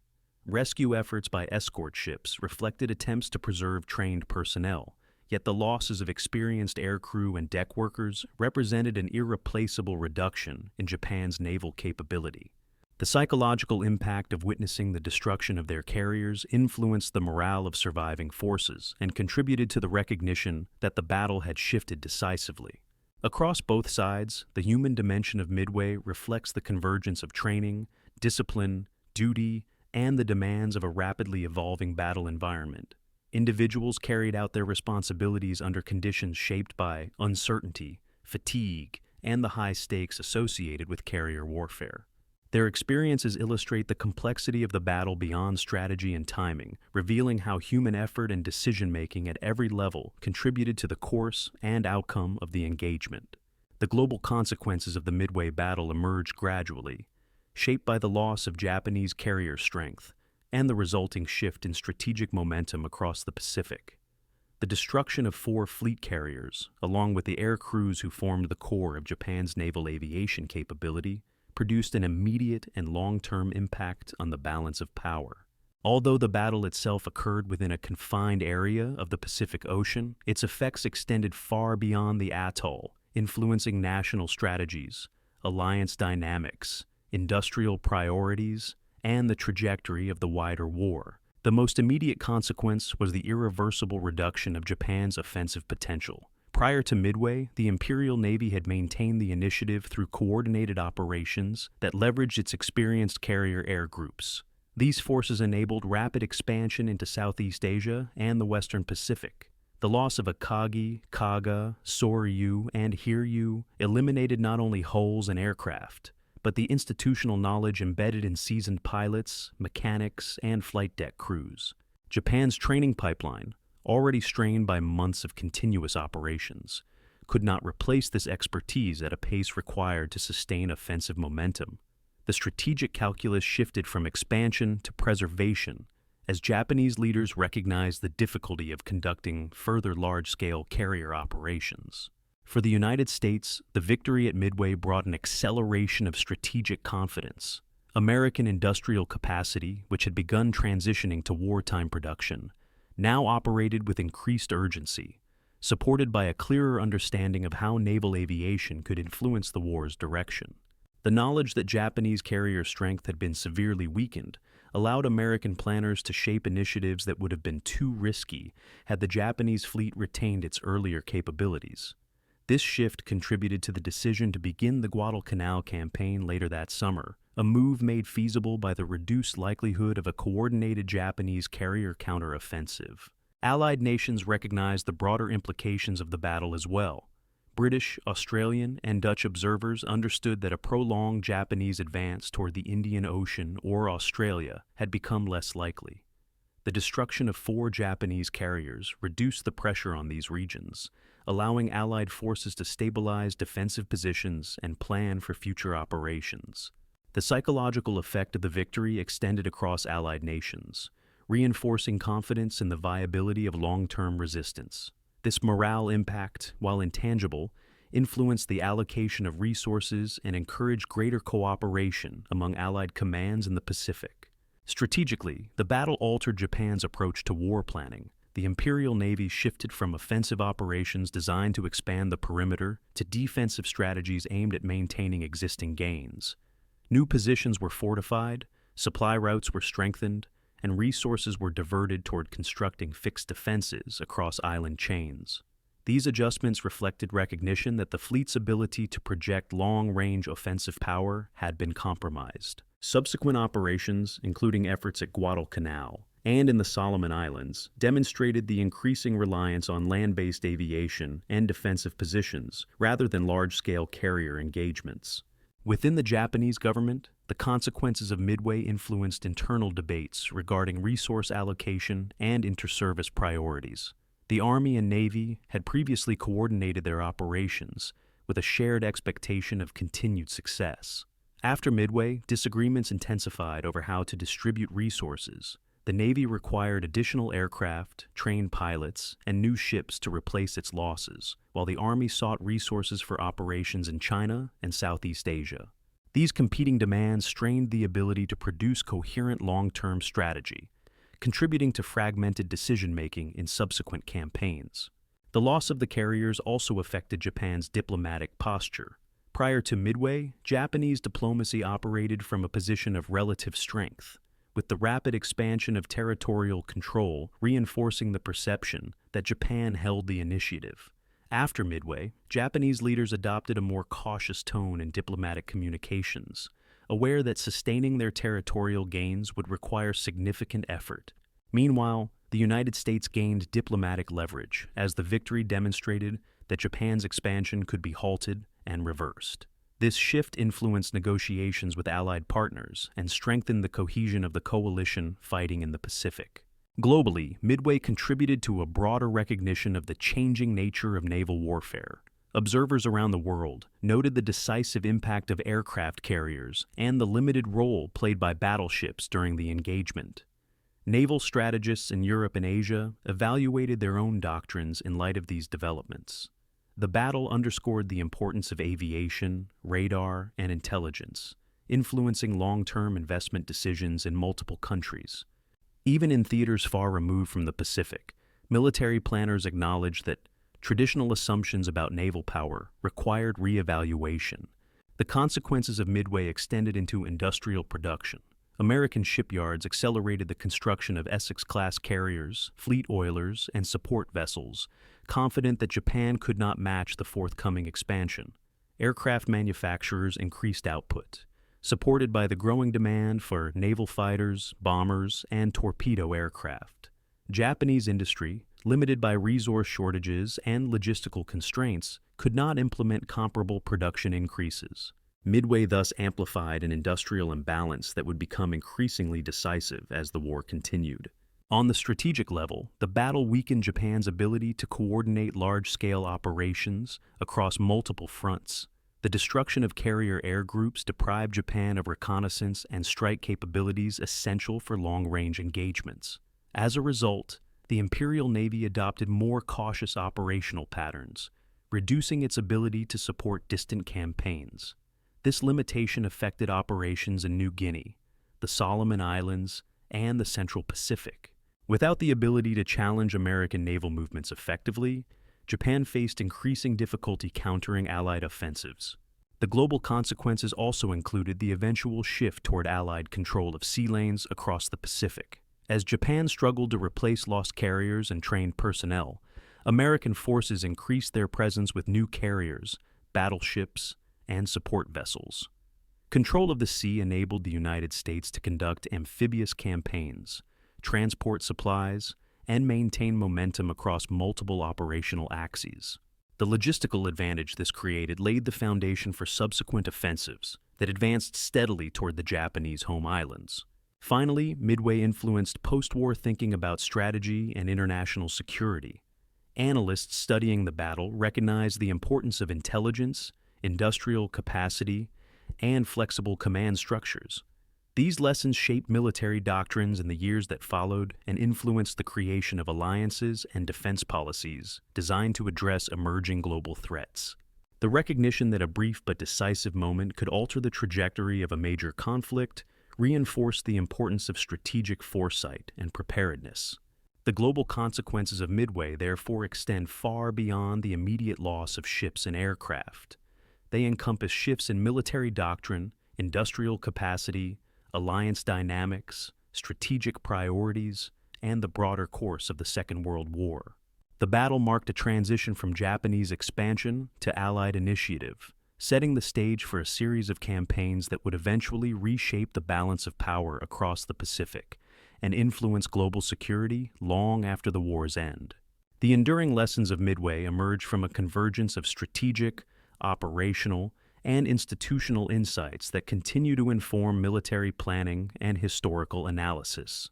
The battle's outcome, shaped by intelligence advantages, adaptive decision-making, and the vulnerabilities inherent in complex operations, offers guidance on the nature of modern conflict. These lessons transcend the specific technologies and doctrines of 1942, reflecting principles relevant to any era in which timing, information, and organizational resilience influence strategic outcomes. One of the most significant lessons concerns the decisive role of intelligence. The American ability to identify the Japanese target and prepare accordingly demonstrated the impact of accurate, timely analysis. Intelligence did not determine every aspect of the battle, but it provided the foundation that allowed American forces to confront a numerically superior opponent. This advantage altered the geometry of the engagement, enabling American carriers to position themselves at a point of opportunity. The enduring relevance of this principle lies in the recognition that superior information can shape the conditions under which battles occur, influencing not only tactical outcomes, but strategic direction. A related lesson arises from the importance of operational flexibility. American commanders adapted to evolving conditions during the battle, adjusting launch times, accepting fragmented attack formations, and responding to Japanese moves with a balance of caution and initiative. Japanese commanders, by contrast, operated within doctrinal parameters that limited their ability to adjust when circumstances shifted. The rigid sequencing of rearming procedures, the delayed reconnaissance efforts, and the adherence to established patterns reflected a system designed for stability rather than rapid adaptation. The contrast illustrates how organizations able to adjust quickly under pressure can exploit opportunities created by uncertainty. Another enduring lesson focuses on the interplay between doctrine and operational reality. Japanese doctrine emphasized massed, coordinated strikes launched under controlled conditions. This doctrine had demonstrated its effectiveness in earlier operations, yet it relied on assumptions about timing and surprise that proved vulnerable when confronted with unforeseen developments. The inability to reconcile doctrine with the demands of a rapidly evolving battle exposed structural weaknesses in the Imperial Navy's approach. Modern military institutions draw from this example the need for doctrines that incorporate flexibility, acknowledge uncertainty, and anticipate scenarios in which initial assumptions fail. The battle also highlights the importance of maintaining organizational balance between offense and defense. Japanese carriers entered the engagement with significant offensive capability, but lacked comparable defensive resilience. Their vulnerability during rearming operations demonstrated the risk of concentrating too heavily on offensive design at the expense of adaptability. American carriers, though not invulnerable, possessed features such as more robust internal compartmentalization and evolving radar systems that enhanced their defensive capabilities. This contrast underscores the value of balanced force design and the need for systems capable of functioning effectively under varying conditions. Another lasting lesson concerns the role of human experience within complex operations. The discipline, training, and composure of individuals on both sides influenced the course of the battle. American pilots navigated over open ocean with limited references, made attack runs under intense pressure, and adapted to fragmented formations. Japanese deck crews carried out intricate procedures under mounting strain, while commanders faced decisions that required weighing incomplete information against doctrinal expectations. The human dimension of Midway demonstrates that even in technologically advanced warfare, individual performance and team coordination remain fundamental to operational success. The battle further illustrates the strategic consequences of concentrated loss. Japan's inability to replace experienced carrier air crews in sufficient numbers created long-term limitations. The destruction of 4 fleet carriers, combined with the loss of skilled personnel, produced effects that extended beyond the immediate outcome. This loss demonstrated the vulnerability of highly trained, specialized forces that cannot be rapidly regenerated. Modern militaries draw from this example the need for sustainable training pipelines, redundancy in critical capabilities, and an understanding of how cumulative losses can shape the direction of a conflict. Another enduring lesson lies in the significance of time within operational planning. At Midway, minutes determined the difference between vulnerability and readiness. Japanese carriers required additional time to complete rearming procedures, launch reconnaissance aircraft, and recover returning planes. American dive bombers arrived at a moment when these activities overlapped, exposing structural and procedural vulnerabilities. The timing of individual actions, shaped by weather conditions, navigation errors, and tactical decisions, influenced the alignment of forces during the critical window. The recognition that short intervals can determine the outcome of large-scale operations reinforces the importance of synchronization, anticipation, and the ability to manage multiple tasks simultaneously. Midway also offers a lesson in strategic risk. Japan pursued an ambitious operation that required maintaining strict secrecy, coordinating multiple fleets, and executing a complex sequence of tasks. The risks inherent in this plan were accepted in the belief that decisive victory could reinforce long-term strategic objectives. When these assumptions proved incorrect, the consequences were substantial. The balance between ambition and feasibility remains a central consideration in modern strategic planning. Midway demonstrates the value of evaluating whether an operation depends on a narrow set of favorable conditions, and whether alternative approaches might reduce risk while preserving strategic intent. Another enduring principle concerns the value of resilient command structures. American forces operated with a system that allowed commanders to make decisions informed by intelligence without requiring adherence to rigid patterns. This resilience supported flexibility even when communication gaps or operational disruptions occurred. Japanese command structures, though disciplined and precise, lacked comparable adaptability. The separation between Yamamoto's distant flagship and the carrier force further complicated responsiveness. Modern institutions recognize the need for command systems that support rapid decision-making at appropriate levels, while maintaining coherence across large organizations. Finally, Midway underscores the role of industrial capacity in determining strategic outcomes. The United States entered the battle with fewer carriers than Japan, yet its industrial base allowed it to replace losses and expand its fleet rapidly. Japan, constrained by limited resources and production capacity, could not rebuild its carrier strength at a comparable rate. The battle highlighted the long-term importance of aligning military operations with industrial capability. Strategic planning requires consideration not only of immediate objectives, but of the sustainability of forces over time. Taken together, these enduring lessons illustrate the complexity of modern warfare and the importance of integrating intelligence, flexibility, balanced force design, organizational resilience, and sustainable capacity. Midway remains a case study in how a brief moment can reveal the strengths and limitations of competing strategies. Its relevance persists because it demonstrates principles that extend beyond a single battle, offering insights into the nature of conflict, decision-making under pressure, and the strategic factors that shape long-term outcomes. The final hours of the Midway battle unfolded across a Pacific horizon, marked by drifting smoke, scattered debris, and the distant silhouettes of ships navigating the aftermath of a decisive encounter. As the surviving Japanese vessels withdrew westward, their formations no longer possessed the cohesion that had characterized the first mobile force at the beginning of the operation. Damage to key ships, the loss of experienced personnel, and the absence of viable air groups transformed the fleet from an offensive instrument into a formation focused on preservation.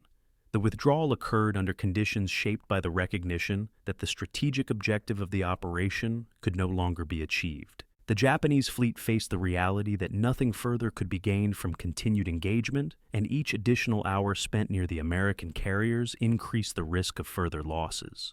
For the American forces, the final phase involved a combination of consolidation and caution. The carriers retrieved returning aircraft, assessed damage, and prepared for potential additional strikes should the Japanese attempt a counterattack. Yorktown, heavily damaged after multiple engagements, underwent another round of damage control efforts aimed at stabilizing the vessel long enough for towing. Her crew worked under conditions complicated by internal flooding, structural stress, and uncertainty regarding the threat posed by Japanese submarines. Nevertheless, the determination to preserve the ship reflected an understanding of her importance to the fleet's overall capability. Escort vessels maneuvered around the carriers to guard against submarine attack while maintaining vigilance for any unexpected movements from the retreating Japanese forces. Hiryu, the last operational Japanese carrier, had already been reduced to a state from which recovery was impossible. The fires that spread through her hangar decks and internal compartments limited the ability of damage control teams to contain destruction. Her remaining aircrews had either been lost in earlier engagements or lacked operational aircraft to continue the fight.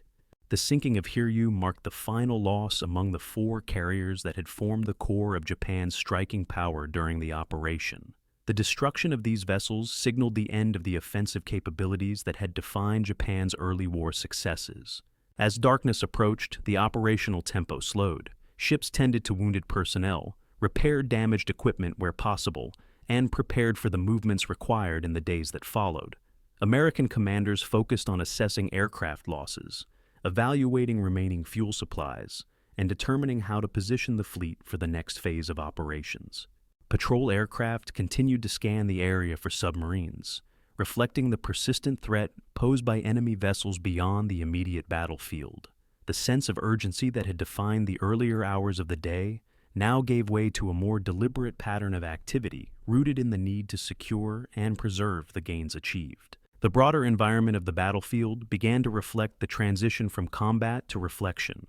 Smoke columns from sunken ships dissipated gradually into the evening sky.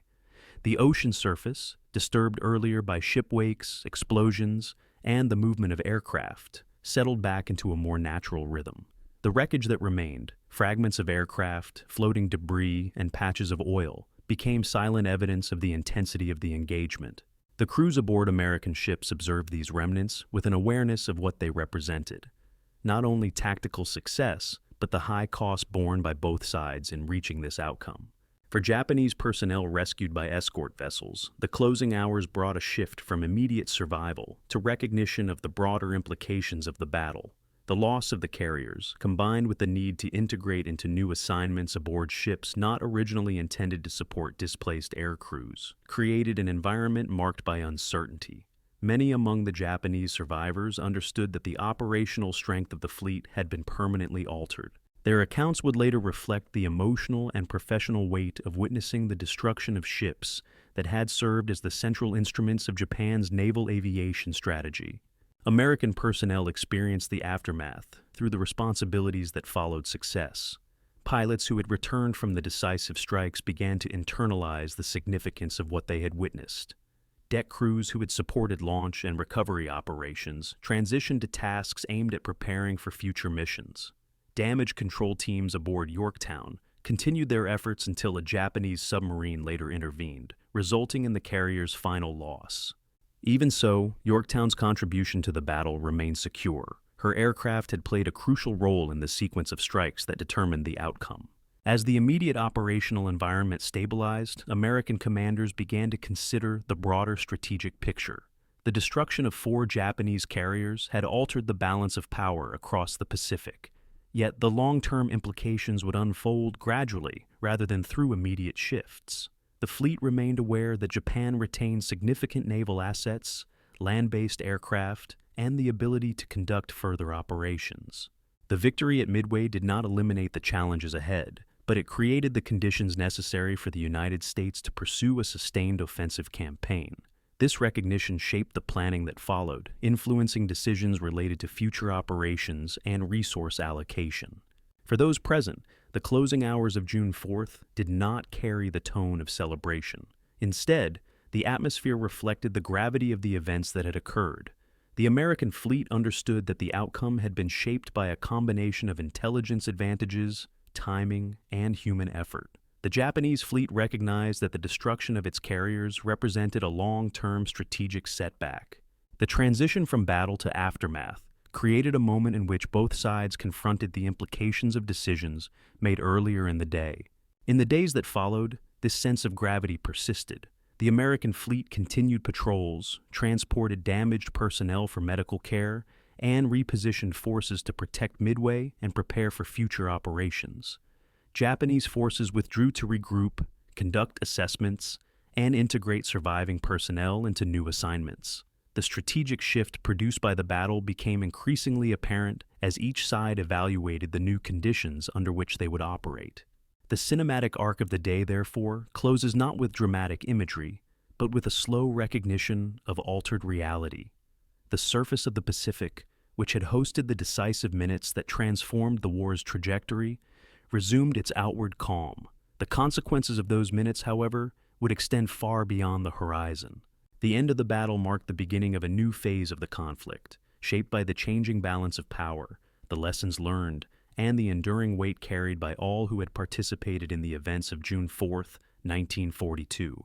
The aftermath of Midway settled into a period marked by reflection rather than immediacy. The Pacific, which had absorbed the force of the decisive engagement, returned gradually to its characteristic stillness.